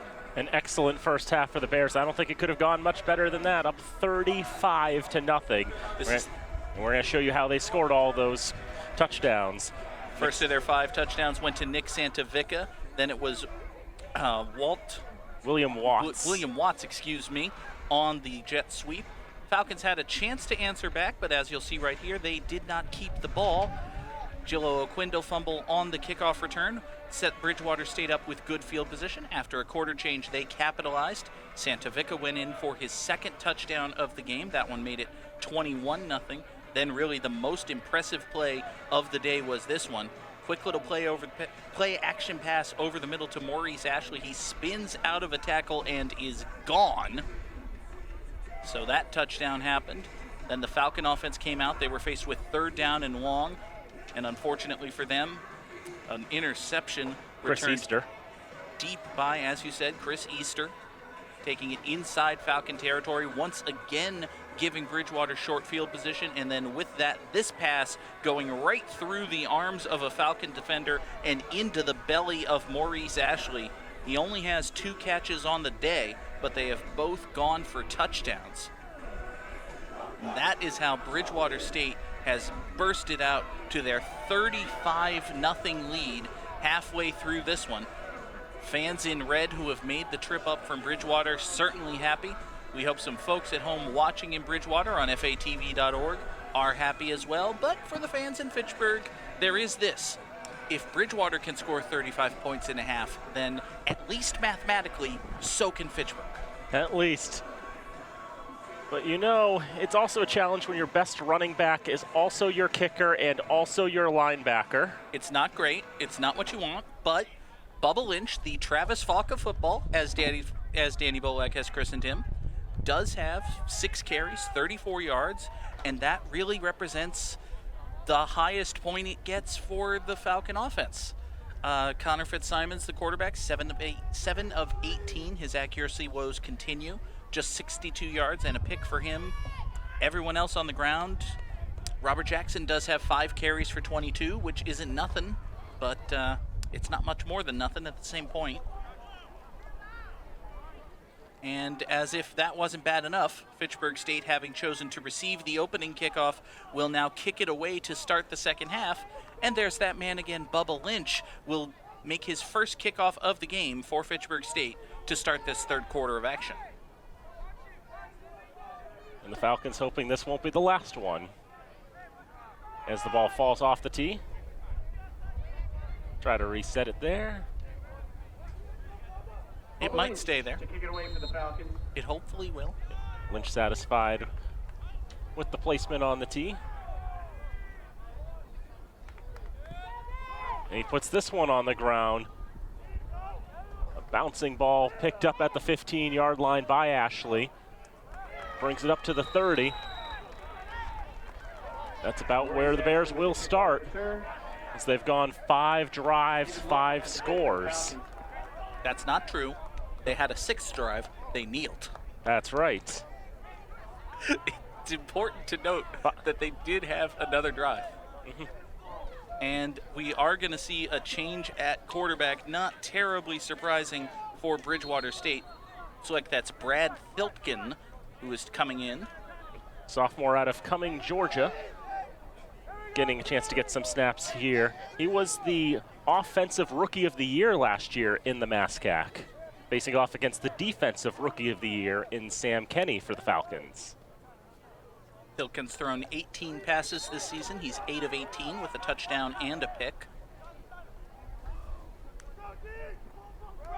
On the first play, a play action, Santa Vica taking it out to the left flank, and there is nothing there for him this time. A rare negative rush for Nick Santa Vica in this contest. Take a look at this one again. We saw Santa Vica had the 2 touchdown runs in the first half. This time they try that run out to the left side. Nothing doing there. Santa Vica had 80 yards on just 15 carries in the first half. He's just trying to stay behind his blockers there. And Keambu Jones able to wrap him up after breaking out of a grab from Sam Kenny. Flip out to the right side for Watts. Watts pushing forward. And Montero again, that tackle that doesn't quite get his knees on the ground. And a couple extra yards pulled out there by Watts. Not quite enough for a first down, but 3rd and very short. Bridgewater State has really liked these quick little passes, these wide receiver screens, almost in the backfield with a bubble screen type pass on a couple of occasions. This time, William Watts made the catch, and as you saw, fighting for extra yardage. They'll go to Santa Vica after they faked Watts in motion, and Santa Vica getting plenty of yards. Enough for a first down at the Bridgewater side of the 48. On the play. They send Watts in motion. This time they fake the sweep, go handoff right up the middle. Falcon defense, not much they can do there. 3rd down and 1, and Bridgewater State has so many ways of moving the ball just on the ground. On 1st down, Santavica wrapped up, and that's going to be the end of that play. Santavica, the ball carrier, gain of 2. A gain of 2 yards on the forward momentum. Gets a couple extra after the whistle blew, but they don't give you credit for those. Nope, they do not. It's against the rules. Once the whistle blows, you can't move it any. David Morales and Evan Drake in on the hit for the Falcons. Morales leading the charge for the Falcons. 2nd and 9. Just 1 yard gained officially, so 2nd down, 9 to go. Watson motion now to the near side. Vilkin waiting, now takes the snap. Fakes to Santavica, scrambling, having trouble. He's taken down. Joe Montero able to come up with the sack there to bring up 3rd down. Joe Montero. Dan, the Falcon defense is perilously close to getting a stop. I don't want to alarm anyone. I don't want to jinx anything, but it might actually happen. Just the 4th time today we're going to see 3rd down for Bridgewater. Jeez. I'm guessing they are, 13. I think they're 2 out of 3 because they had a 4th down conversion. Is that right? They did have a 4th down. It's a good thing I double checked because I'd completely forgot about that one as well. 3rd down and pulled away from Santavica. Viltkin, a throw up to the left side. This is caught by Ashley. Ashley looking for his 3rd touchdown, as many catches, not going to get it this time. Forced out of bounds, but into Falcon territory. And the Bears get another 1st down.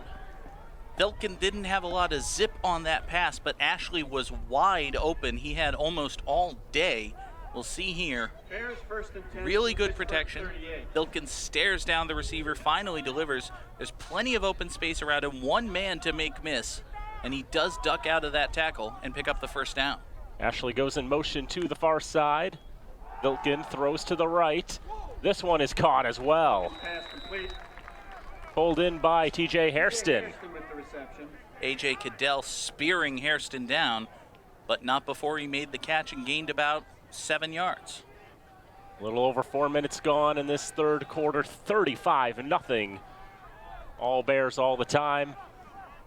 2 receivers to the left for the Bears, 1 to the right. And Santavica still in the backfield next to Brad Viltkin. And Santavica takes it himself. Santavica, the ball carrier. Pushing forward pretty close to the marker. Close enough, 1st down. Kondo Ashima had the hit for the Falcons. Down at the 31-yard line. Bears 1st and 10 from the Fitchburg 26. And again, the Bears keep the ball moving.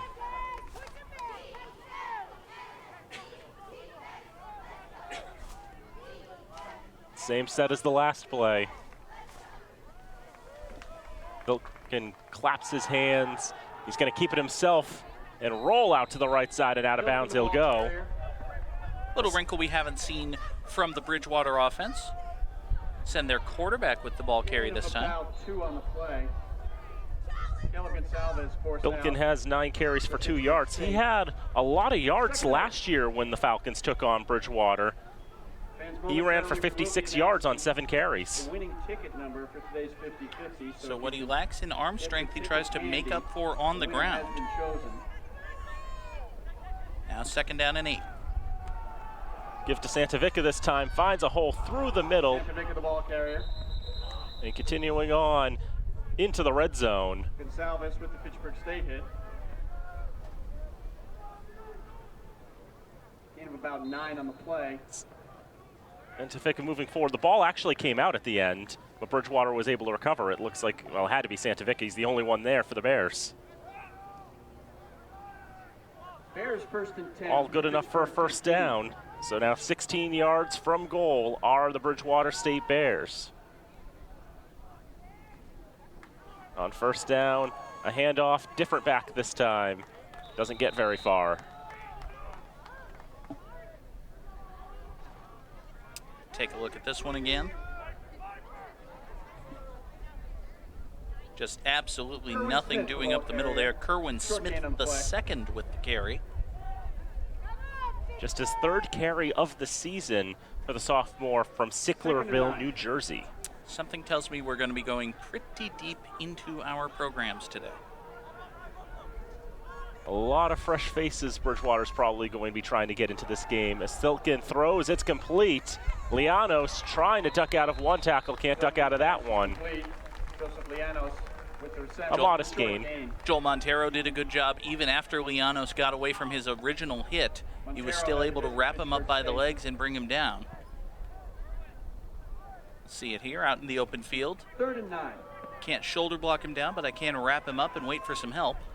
Montero was able to pull him back, so ultimately when he lunges forward, he ends up going back to that original spot, so really no gain on that one. On 3rd down, Filkin looking dancing in the pocket, now going to cut to his left side, try to run it himself, and he's going to get back to the original line.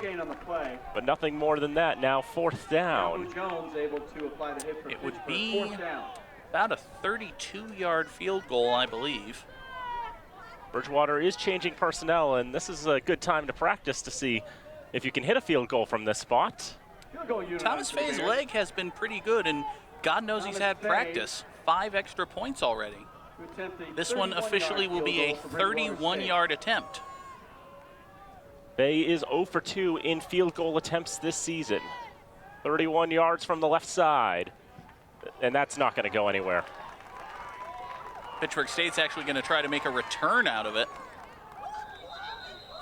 And that may not have been the best decision. Rich Austin can't find anywhere to go. He'll just eat the ball at the 5-yard line. Fans, thank you for your support today of the Lace Up for Pediatric Cancer Initiative with all of your purchases from the 50/50 raffle. So the snap on the field goal attempt was pretty bad. It definitely wasn't the straightest, crispest snap you'd want. And that may have thrown the whole thing out of whack. And not particularly great contact made on the kick. Let's have a look at it. See there, it's a kind of a bad snap and a rushed hold. Then the kick itself is just a little shank. It almost works out like a coffin quarter kick because the Falcons are going to have it 1st and 10 at their own 5-yard line. Fitzsimons is back in the game under center. Handoff goes to J.C. Santiago. Gets a few yards out of that one. Down around the 9. So Dan, we now have categorical evidence, and you were right, Bridgewater is stoppable. They have been stopped. Once. Santiago, the ball carrier, and a gain of about with their backups. Multiple Bridgewater tacklers, 2nd and 7. Look at the replay on this one. Just 3, 4, 5 Bears, 6 Bears. That's half the defense there, wrapping him up at the end. It's too many Bears. Someone's going to get scratched, bitten. On 2nd down. It's Santiago again. Santiago gets a couple more yards, but not enough for a first. Gain of about 3 on the play. Santiago barely saw the field in the first half, got a few carries on the first drive. But between the Falcons being down by as many as they were and getting reps in for Jackson and Lynch in the backfield, Santiago really hasn't touched the ball as much as he might like. So we see a 3rd and 3. The Falcons 4 for 9 on 3rd down today. Fairly good, all things considered, with their numbers. Rushing the snap because there's only 2 on the play clock, and they're not going to get this off in time, are they? Nope. I think the Falcons were a little too rushed on that one. Going to get him for illegal procedure. Ball start. Offense. Number 75. 5-yard penalty. Remains 3rd down. Nasser the guilty party, but it's not really necessarily blaming him more than just the fact that the Falcons used their time poorly and they're rushing up with 5 seconds on the play clock. You're probably not going to get a good snap off at that point.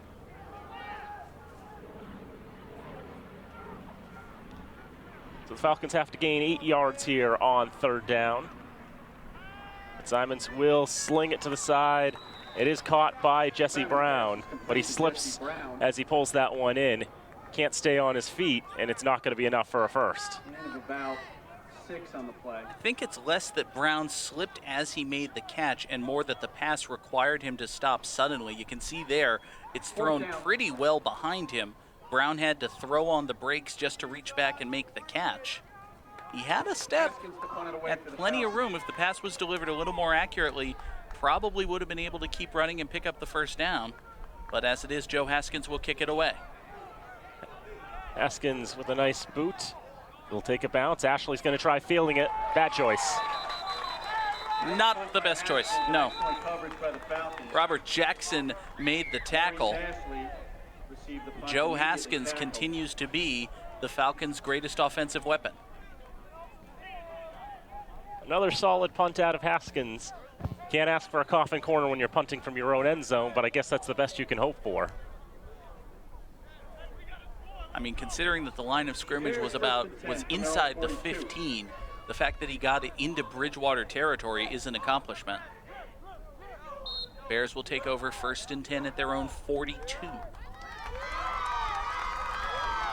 Viltgen back in at quarterback. Santavica remains the running back for the Bears. He'll take it on 1st down, try to get to that left flank. Didn't go far enough outside. Ends up getting wrapped up for nothing. I'm a little surprised we still see Santavica taking carries for Bridgewater State. Combined for the Fitchburg hit. 2nd and 10. And they have pulled their quarterback, going with the backup there. Might just want to get him over the century mark for the day. He's already there. Oh, is he? I thought he was only up to 80. He's got 20 carries for 106. All right, well, I have no defense then. I don't know why he's in. 3 receivers to the right side, although I see some different numbers in terms of the receivers there. As a throw to the right, this one's going to be caught, pulled in there by O'Brien. It'll be taken down around the 46-yard line. First time we've called Colin O'Brien's name today. He's a sophomore from Middleborough.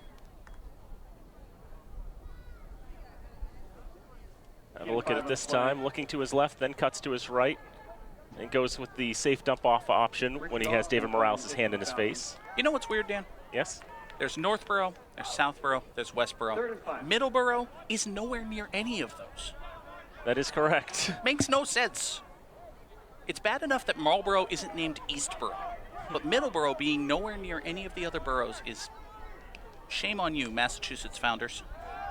Throw to the left side. This one's going to be caught. And trying to push him back. Pass is complete. The catch there made by Ryan Varia. Ryan Varia with the reception. Good for first. It's going to be enough for a first. I think that's Varia's first catch as well. For the junior from Bridgewater. He's wrapped up by Dom Vassumption. 10 from the Fitchburg 47. So another first down for the Bears. And that is first down number 21 for Bridgewater. They got blackjack. But this game won't pay 3-2. Viltgen looking, throws, and complete again. That was Santavica. Santavica making the catch. And how do you know this game doesn't pay 3-2? It can pay 179-2. It still pays 0. That's how math works. We could be running the most lucrative blackjack table in the world. The catch is you can't actually bet. That's a great throw there from Viltgen, finding Santavica, who decides to try his luck as a receiver.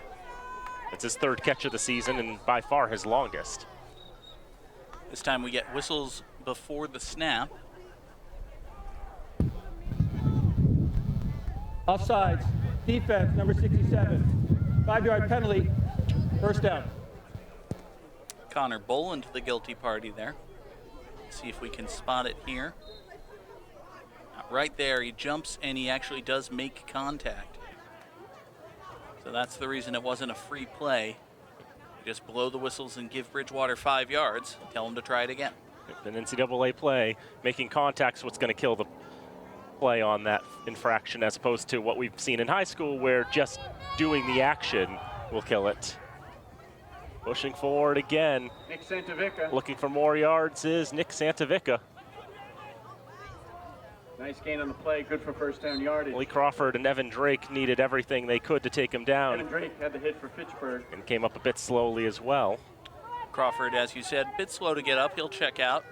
Bears first Get himself and 10 a from the breather, Fitchburg sip of water. 16. Only needed 5 for the first there. They basically sandwiched him. See Crawford there, number 6, coming in low to make the tackle. Wound up a little shaken up. We'll keep an eye on him. We'll try Soul in the backfield now. Soul looking for that hole, decides he doesn't want that hole, tries to cut out to the left side. Good decision, touchdown. Touchdown, Bridgewater State. 41-0 Bridgewater as Jeremy 16-yard Soul touchdown gets his rush. first touchdown of the season. Take a look at this one again. Jeremy Soul takes Jeremy the Soule carry. Jr. with that touchdown rush for the As you Bears. said, Dan, he looks right up the unit middle, is on really for nothing Bridgewater. doing there. Finally bounces it out to the outside, and Soul will join his friends Mind and Space in the end zone. Touchdown, Bridgewater. It's an Infinity Stones joke. You need to laugh at those. I'm trying here, Dan. It's 41-0. What do you want out of me? Correction, it's still 41-0. Kick is no Man. good. So Thomas Fay experiences failure on back-to-back tries. Couldn't get the field goal earlier, can't get the extra point, first miss of the day. And so 17 seconds left to go in the third quarter. 41 for Bridgewater, nothing for Fitchburg. I haven't done a scoreboard update because You have not. because the interesting thing is it's the only Mascat game going on at the moment. Well, it was a noon kickoff. Those are a bit weird. Yep. The other 3, Plymouth State is at UMass Dartmouth. That kicks off in about 15 minutes. So Okay. does Mass Maritime at Westfield State.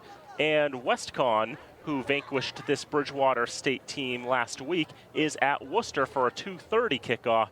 And Framingham is sitting back and relaxing. Good for Framingham. They deserve it. They work hard. So, by the transitive property of football, if WestCon beat Bridgewater and Bridgewater put 41 points on Fitchburg in 3 quarters, could WestCon break 100? Is that how football works? Doesn't look good for senior day. Well, I won't be here, so. That is also correct. Have we ever mentioned to the viewers at home the Falcons' schedule this year and how it alternates between road and home the entire season? I think we may have alluded to it, and I was about to, but now we're talking about it instead of reading it. So, no. See if the Falcons will be on the road at. They'll be taking on Plymouth State next week before hosting Framingham in 2 weeks' time. This one lofted into the air. They're just going to let it go out of bounds, and the auto flag. Probably the longest kickoff we've seen from Fay, but unfortunately also the diagonalist. Is that a word? I don't think that's a word. The most diagonal.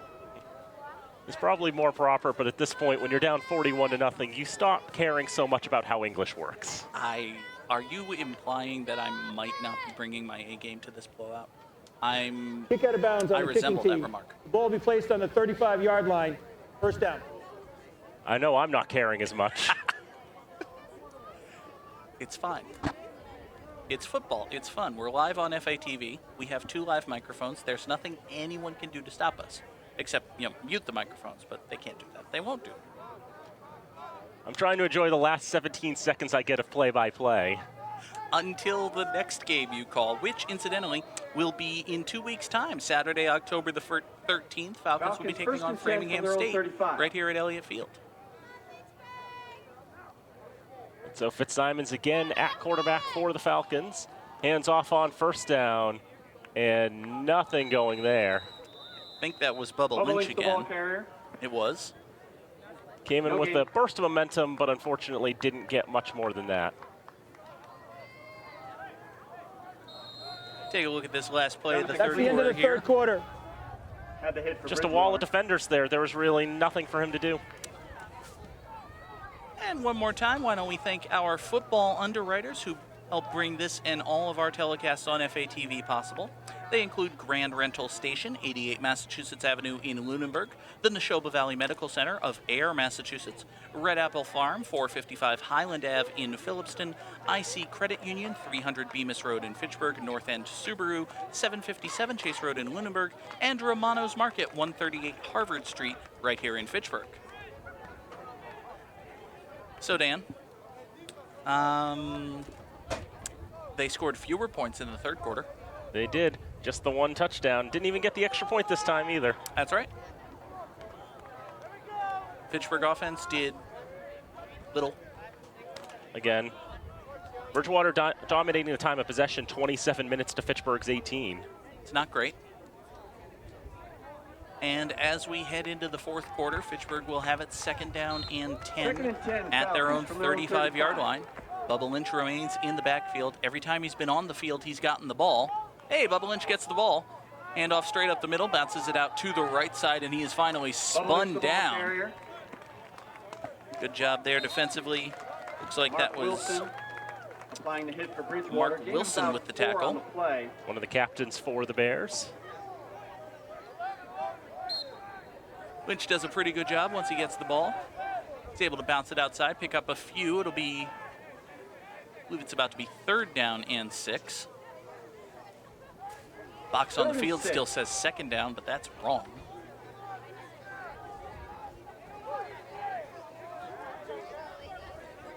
Third and 6, Falcons with 4 wide receivers, excuse me. And they do have Bubba Lynch in the backfield. Fitzsimons throws right, pass is incomplete and very nearly intercepted. Diving attempt made by Dylan Ante. Pass was overthrown. He was looking to hit the receiver coming out of the near slot. And the Falcon offense goes 3 and out. They will punt. For the Falcons. We'll take a look at this one again. Chris Easter. See, he's trying to hit Jesse Brown coming from the far side over the middle, but the pass was high, overthrown, and incomplete. So the Falcons go 3 and out once again, and they will kick it away. Haskins' punt is an end-over-end wobbling thing that flies out of bounds, probably about, what, the 45-yard line? Let's try that. Watch the side judge march up the sideline. Ever watch that cliffhanger game on The Price is Right? Yes, I have. Anytime I see an official coming up the sideline like that, I get that song stuck in my head, like yo we do yo yo yo yo we do yo. You know that song? Yep. Yeah. Now it's stuck in everyone in Fitchburg's heads too. It's amazing the power I Their have. offense first and 10 from their own 45. Should use it for good, or Price is Right jokes. Amazingly, the linesman did stop at the 45-yard line. Well, I also have the ability to see where punts go out of bounds, so it's one of my lower superpowers. So Bridgewater State will take over. They still have Brad Thiltkin as their quarterback, the sophomore from Cumming, Georgia. And he will be going right to left on this possession. Ashley goes in motion. It's a handoff right up the middle. Absolutely nothing doing there. David Coakley with his first carry. No gain. He ran right into Keambu Jones, and unfortunately Keambu Jones is the worse for the interaction. And take a look at it here. Jones is number 10. He's going to come bursting into your screen right there. It almost looked like he might have hit his head on Coakley's knee. Then there's guys falling down on top of him. You can see Jones is already shaken up. And he's got his helmet off and being tended to on the near side.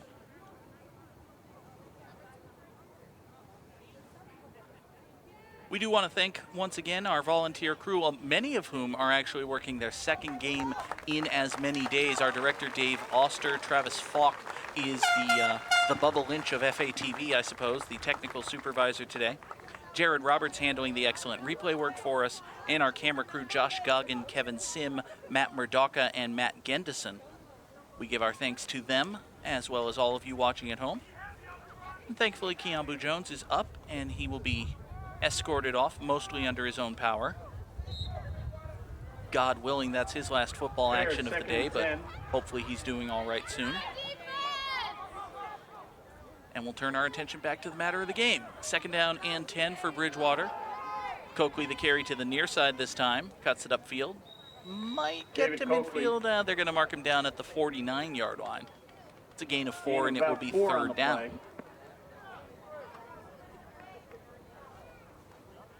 Ashima and Drake combining for the Fitchburg State hit.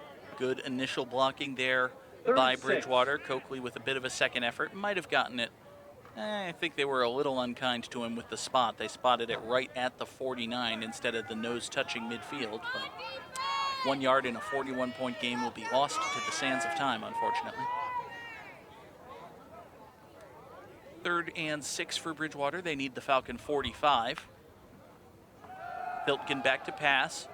Plenty of time, no rush at all. He is finally going to take off. He's got the first down and more. Across the 40, 30, finally runs out of bounds at the 25 and then gets shoved. That is going to be a penalty flag. Nice gain on the ground. Late flag. Filtgen took 2 steps before he was shoved. It wasn't the biggest touch, but it was a touch nonetheless.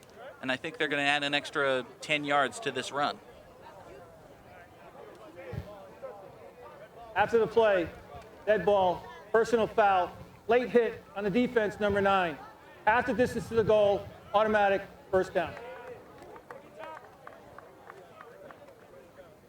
Filtgen has all day to throw here. He's got the open man there, decides not to go for him, finally takes off. Great downfield blocking as well, good reading, and as you can see right there, on the one hand, there's one part of me that says, oh, that's a ticky-tack call, it's just a little shove, he didn't hit him, he didn't even lose his feet. On the other hand, he had taken 3 steps, Dan.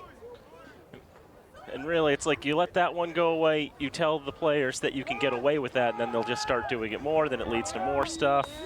It's not good. You can't do that.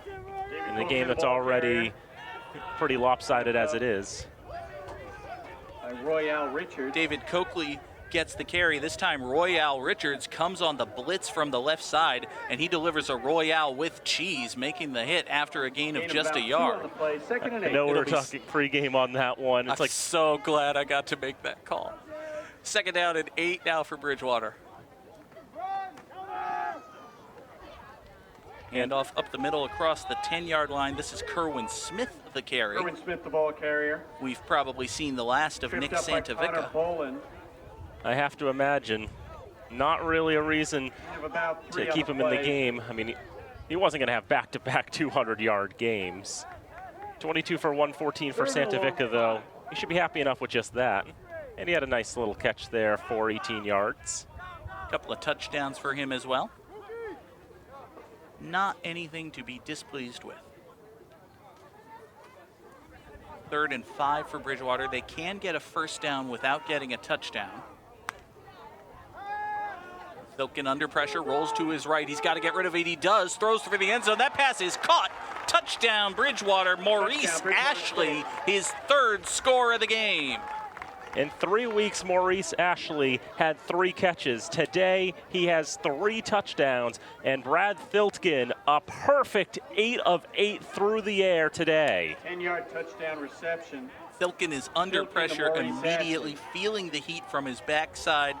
Finds the man in the end zone. To attempt the extra point.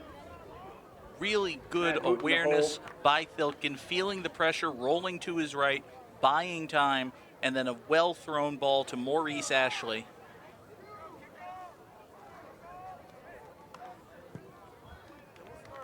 Fay's extra point attempt is up, and he has refound his stroke. So with 10:54 to play, the score is now 48-0 for Bridgewater State. Hopes of a Falcon comeback may be unlikely. I can tell you from having done some research on Bridgewater, for Brad Filtgen, he has experienced the agony of defeat and then some. His senior season in high school, his team went 0-10 with him as the starting quarterback for Forsyth Central. That's not good. It's not. He thought that was going to really sink his chances of getting recruited. A quote from him in that was, "Who wants a quarterback that couldn't even lead their team to 1 win?" And he said, "I knew that kind of hurt my recruiting process a lot." Ultimately, after attending 24 different recruitment camps, he settled on Bridgewater State and showed a lot of promise in his freshman season as a quarterback. Was named Offensive Rookie of the Year. And now, as we've seen today, he's shown a lot of great skills in terms of scrambling, perfect in terms of accuracy. A great day for Brad Filtgen under center for the Bears, even in relief, as the Bears running away with this and then some. And he is just a sophomore, so The senior quarterback, Steve D'Amelia, will presumably be graduating, so we may be seeing more of Thiltgen in the future. This is Faye's best kickoff on the day, taken in on the back foot at the 9-yard line, and Josh Nelson only gets out to the 13 before being spun down. What's that old saying, Dan? Nice Practice, tackle by practice, Dylan practice, Angie. practice, practice, practice, practice, practice makes perfect, right? He's had all these chances today. Was his 8th kickoff, I counted. Many people are fortunate to get even a few kickoffs in a game, but 8 kickoffs in one day for a guy with a lot of practice there. Falcon offense comes back out, 1st and 10 at the 13-yard line. Robert Jackson in the backfield with Connor Fitzsimons. Fitzsimons will throw to his left. Pass is low but caught. Jesse Brown has it. Simon's pass complete. And it's a gain of Jesse about Brown. 3. Gain of about 2 on Falcons the play. sticking with Fitzsimons in the Applying the hit for Bridgewater. backfield under center and out of the shotgun, just trying to fix his accuracy woes, I have to imagine. 2nd and 7. I was going to say, Dan, it's 48-0. You have a senior quarterback who is a rather known quantity. You have several other QBs on the roster, one of whom was at one point rostered by a Division I school. Why on earth is Connor Fitzsimons still quarterbacking this team? 2nd down and 7, pass to the near side, hangs but is caught. Miguel Perez the catch. He's across the 30-yard line, and he's got enough for a Fitchburg 1st down. Miguel Perez on the receiving end. Nice game. Perez able to get open on the near Fitchburg side. A good throw from Fitzsimons. That's his 9th completion of the day. Applying the hit for Bridgewater. His 10th completion of the day on 22 attempts. Take a look at this one here. Fitzsimons does a good job going through his progressions. Doesn't see anything with his first couple of reads. Finally finds Perez. Just the quick out to the near side. And the catch and run gives Fitchburg State a 1st down. Now Fitzsimons to his left. That pass is caught over the middle. Nelson the catch. And he's out to the 44-yard line. Josh Nelson on the Josh receiving Nelson end. with a nice little Gain catch and about run. 13 Couple for consecutive another first first down. downs. Might be the first time that's happened all day for Fitchburg State. Falcons 1st and 10 for It's their now own 3 45. completions in a row for Fitzsimons. And some good looks on these completions as well.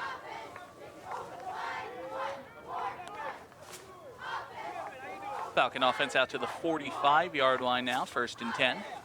And Fitzsimons' quick pass to the near side is caught. Jesse Brown. Jesse Brown with the He's reception. they're gonna pull him down. The initial signal was to keep the clock moving, but now they're gonna give him the 1st down. So stop the clock and move the chains. It's another consecutive 1st down for Fitchburg. It is good for 1st down yardage. Falcons trying to get rid of that goose egg on their side of the scoreboard.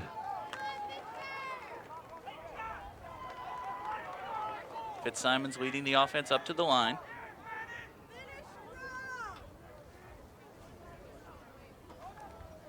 And he'll throw to his right for Brown again. Makes the catch and is forced out of Jesse bounds. Brown with another reception. It's a gain of about 6. Gain of about 6 on the play. It's taken 3.5 quarters, but the Falcons are finally finding their stride as they're making their way downfield.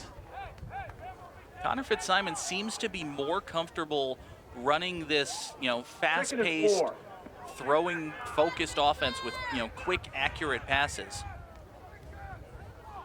2nd down and 4. Flags down on both sides at the snap. This pass is intercepted. I suspect it's going to be coming back, though. However, flags are down. Flags on both sides at the snap usually means somebody was lined up wrong.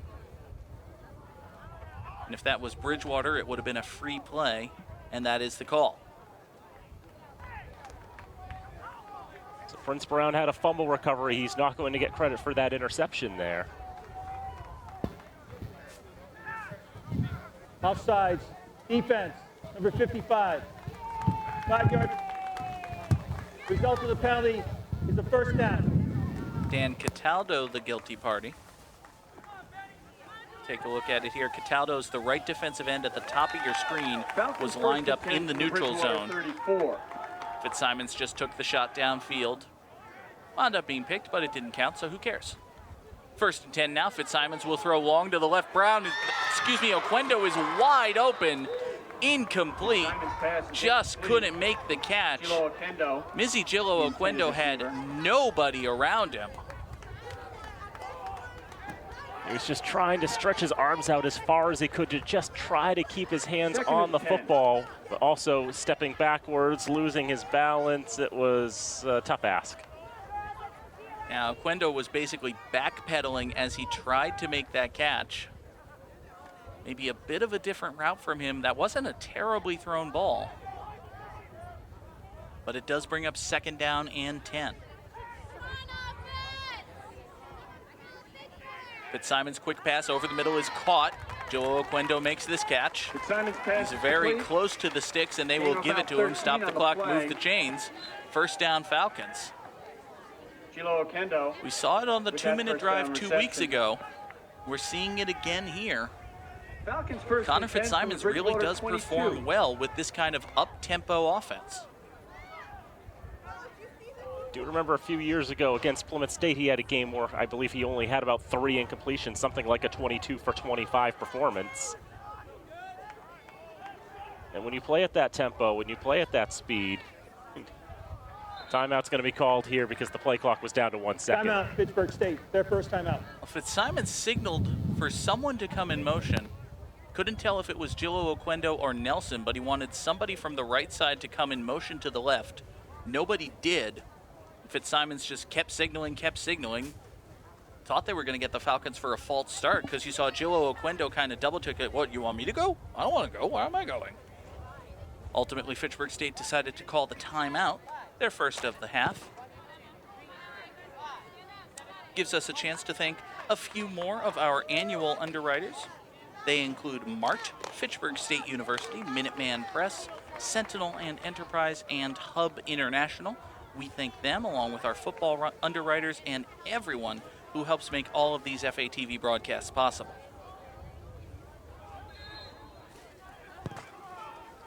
So now on 1st and 10 for Fitchburg State from the Bridgewater 21. Jesse Brown comes in motion this time. Fitzsimons wants to pass, he throws, that pass is complete, Josh Nelson has it, dances across the 10-yard line, and he is brought down. It'll be 1st and goal for the first time today for Fitchburg State. That's good for 1st down yardage. It'll bring the Falcons to a 1st and goal from the Bridgewater 9. Fitzsimons plenty of time to pass, he finds Nelson wide open. Obviously Bridgewater State probably content to let the Falcons dink and dunk their way downfield.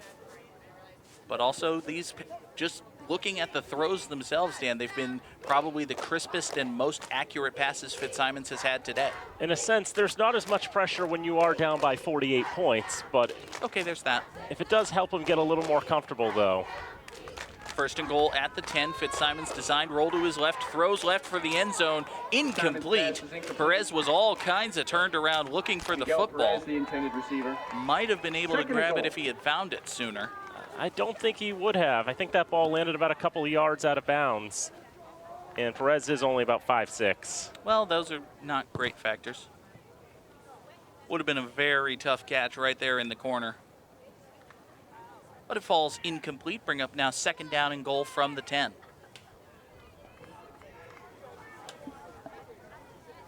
Jackson in the backfield. Falcons with 4 wide receivers.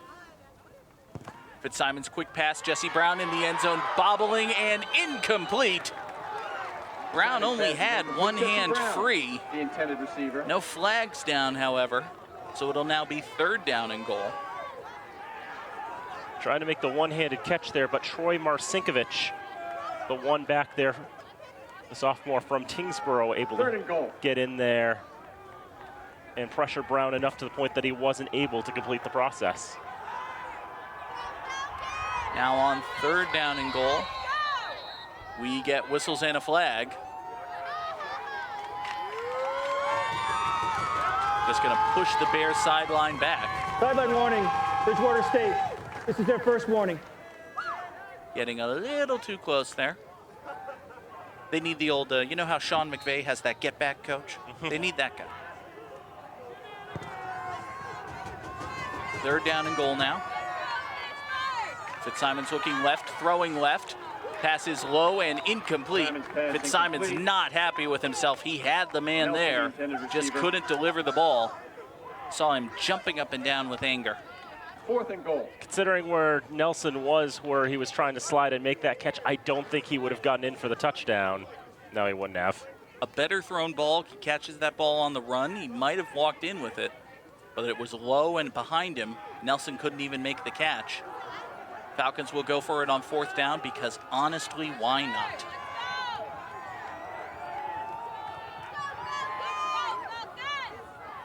Simons wants to go left. He throws left for the end zone. It's high, but Nelson comes down with it. Touchdown, Fitchburg. Josh Nelson with an incredible catch. Gets the Falcons on the board. Coming ever so slightly too late in the game to make a real difference, but still, it's a heck of a catch, right, Dan? It's a beautiful catch for his first career touchdown grab. Nearly had one 2 weeks ago that was called back on penalty. This time, nothing to take that one away. A great effort from Josh Nelson to get the Falcons on the board and prevent the shutout, and this is bad. And there is a disaster on the snap. It is picked up by Bridgewater State, and it will be returned all the way for, is that 2 points? I think it's 2 points. It's going to be 50 for Bridgewater. 2 points, 50 points for Bridgewater on the day. Miles Nasuno with the return. That play was, that extra point, you could tell that the Falcons haven't practiced it too much, and it hasn't come up in games that often. Even before the snap, there was a little bit of hesitation by the kicker coming up there. We'll take a look at it again. The hesitation comes, and then the snap is high, and it's picked up on the run. Really, the only guy who had any chance at him was Haskins, the holder. And then beyond that, it's just a chance for Miles Nasuno to show off how fast he can run, and he can run pretty fast. Bridgewater wasn't necessarily looking to get 50 on that extra point attempt or what have you, but he gets it. We'll take a look at it again. See, the kicker is moving and kind of stumbles just coming up to the line, and then the snap is too high for Haskins to hold. Can't even really tell who was lined up to kick that for the Falcons. It wasn't Bubba Lynch. Based on the numbers, might have been Benedict Cesaire-Thompson. Could have been, could have been. Looked like a 2-digit number starting with a 1. Okay. And it does look like Cesaire-Thompson will do the kick off here. Well, Bubba Lynch has done enough today. Cesaire-Thompson to kick it away for the Falcons.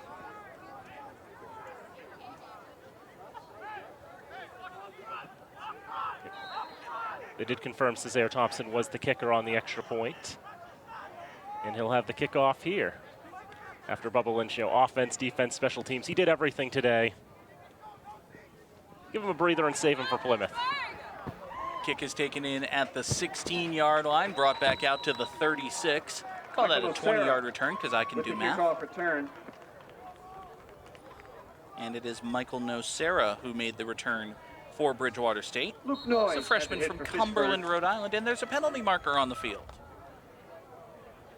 It's fine. It's not like we have places to be. It's not like it's literally my mom's birthday and I want to go home. No, let's talk about this penalty.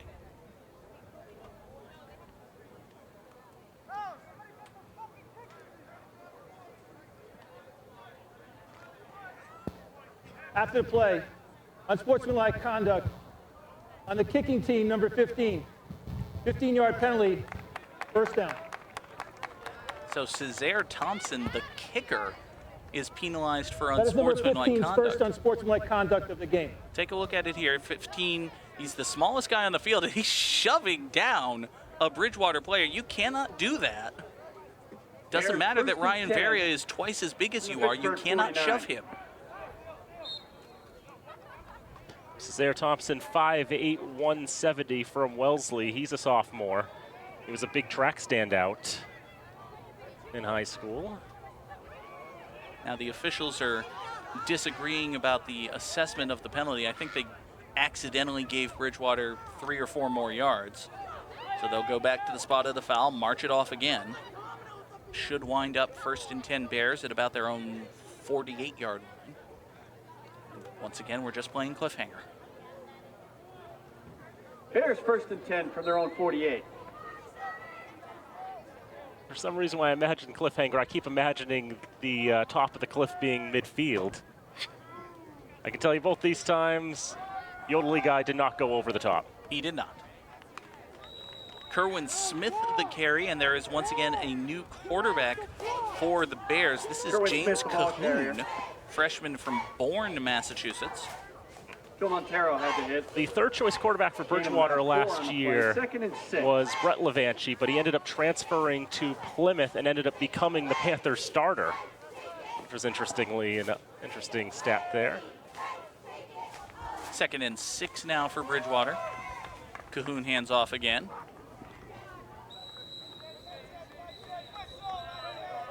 And it's whistled dead after a gain of a couple and some Smith, the very ball carrier. passionate shoving.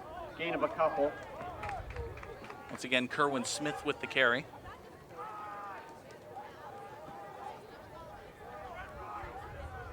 Dan, it's understandable that the Falcons would be frustrated, but they need to maintain their discipline here. 34. Yes, you're down by 1,000 points, and yes, it's 100 degrees, but you got to keep your cool, so to speak. Don't want to do anything stupid that gets you kicked out of this game and the next one. 3rd and 4 now for Bridgewater. Low snap. Can't handle it. Trouble on the snap for Bridgewater. That wasn't Cahoon taking the snap That either. was not. That was Matt Hooten. Hooten able to cover up. Well, they're trying to get all the quarterbacks in there. Now they have. Sure. Hooten Goodell wasn't ready Jr. for the low snap. This Why play they was hit. anything but a hootenanny. It was terrible for Bridgewater. They will punt for the Fourth down, first time Bridgewater, punting today. unit on. Looks like it's Thomas Fay who will be doing the punting as well. This will only be his 5th punt of the season. He's not the primary punter. Steve D'Amelia is.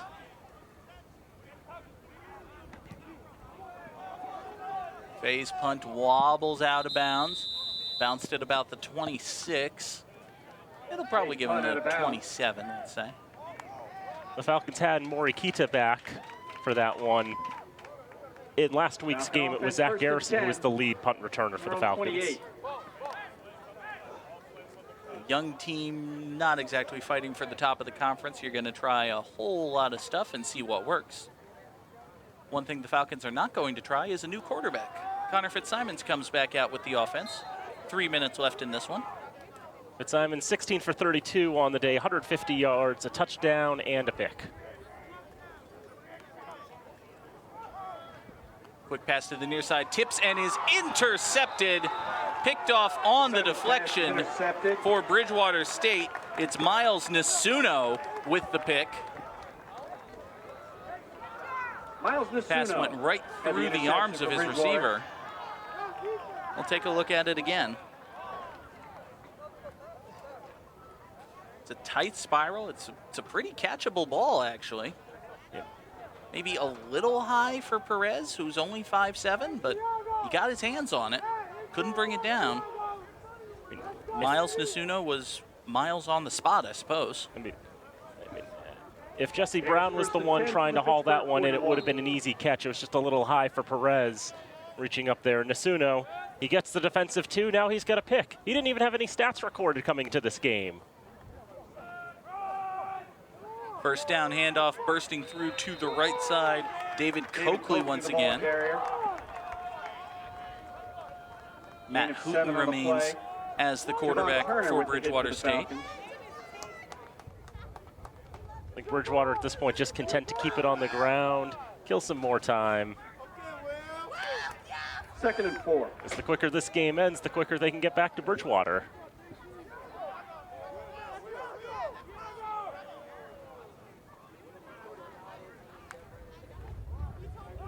Second down handoff up the middle for Coakley. Gonna spot him Coakley. about a yard shy of the first Gain of down 3. marker. Royale Richards with the hit. Well, the Bears hopping up, trying to get off 3rd the and field 1. there, and Paul Corral.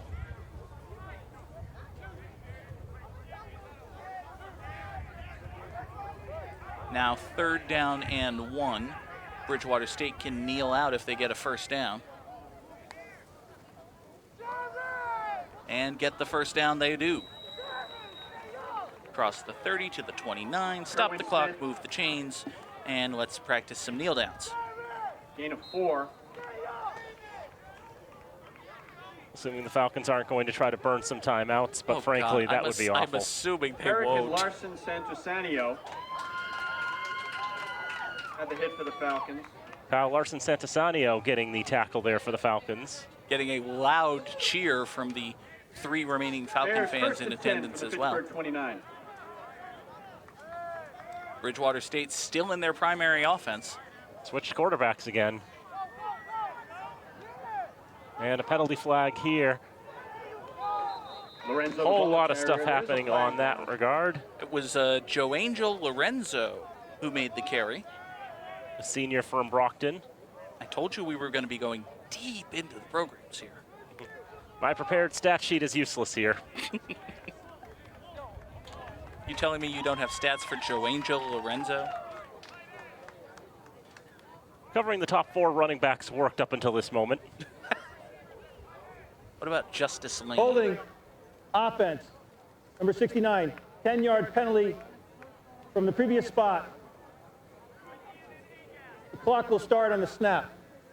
Not a nice penalty to take for Thomas Duell. Beat me to it, you monster. See Doell here lined up as the right guard. He's got a clear handful of jersey. Bears first and long. Even when you're up by 44 points, you can't do it that obviously. And now Bridgewater State will mercifully kneel out the rest of the clock. Gives us a chance once again to Booten thank kneels. our football underwriters this season. IC Credit Union, 300 Bemis Road in Fitchburg. The Neshoba Valley Medical Center of Ayer, Massachusetts. North End Subaru, find them at 757 Chase Road in Lunenburg. Grand Rental Station, 88 Massachusetts Ave in Lunenburg. Red Apple Farm, 455 Highland Ave in Phillipston. And of course, Romano's Market, 138 Harvard Street, right here in Fitchburg, Massachusetts. Bridgewater will get one final kneel down out there, and that is going to bring this game to an end. Bridgewater hangs 50 on the Falcons and comes away with a 44-point win. And to be quite honest, it could have been more if they hadn't pulled all the starters and taken their foot off the gas and just coasted through the second quarter, the second half of this one.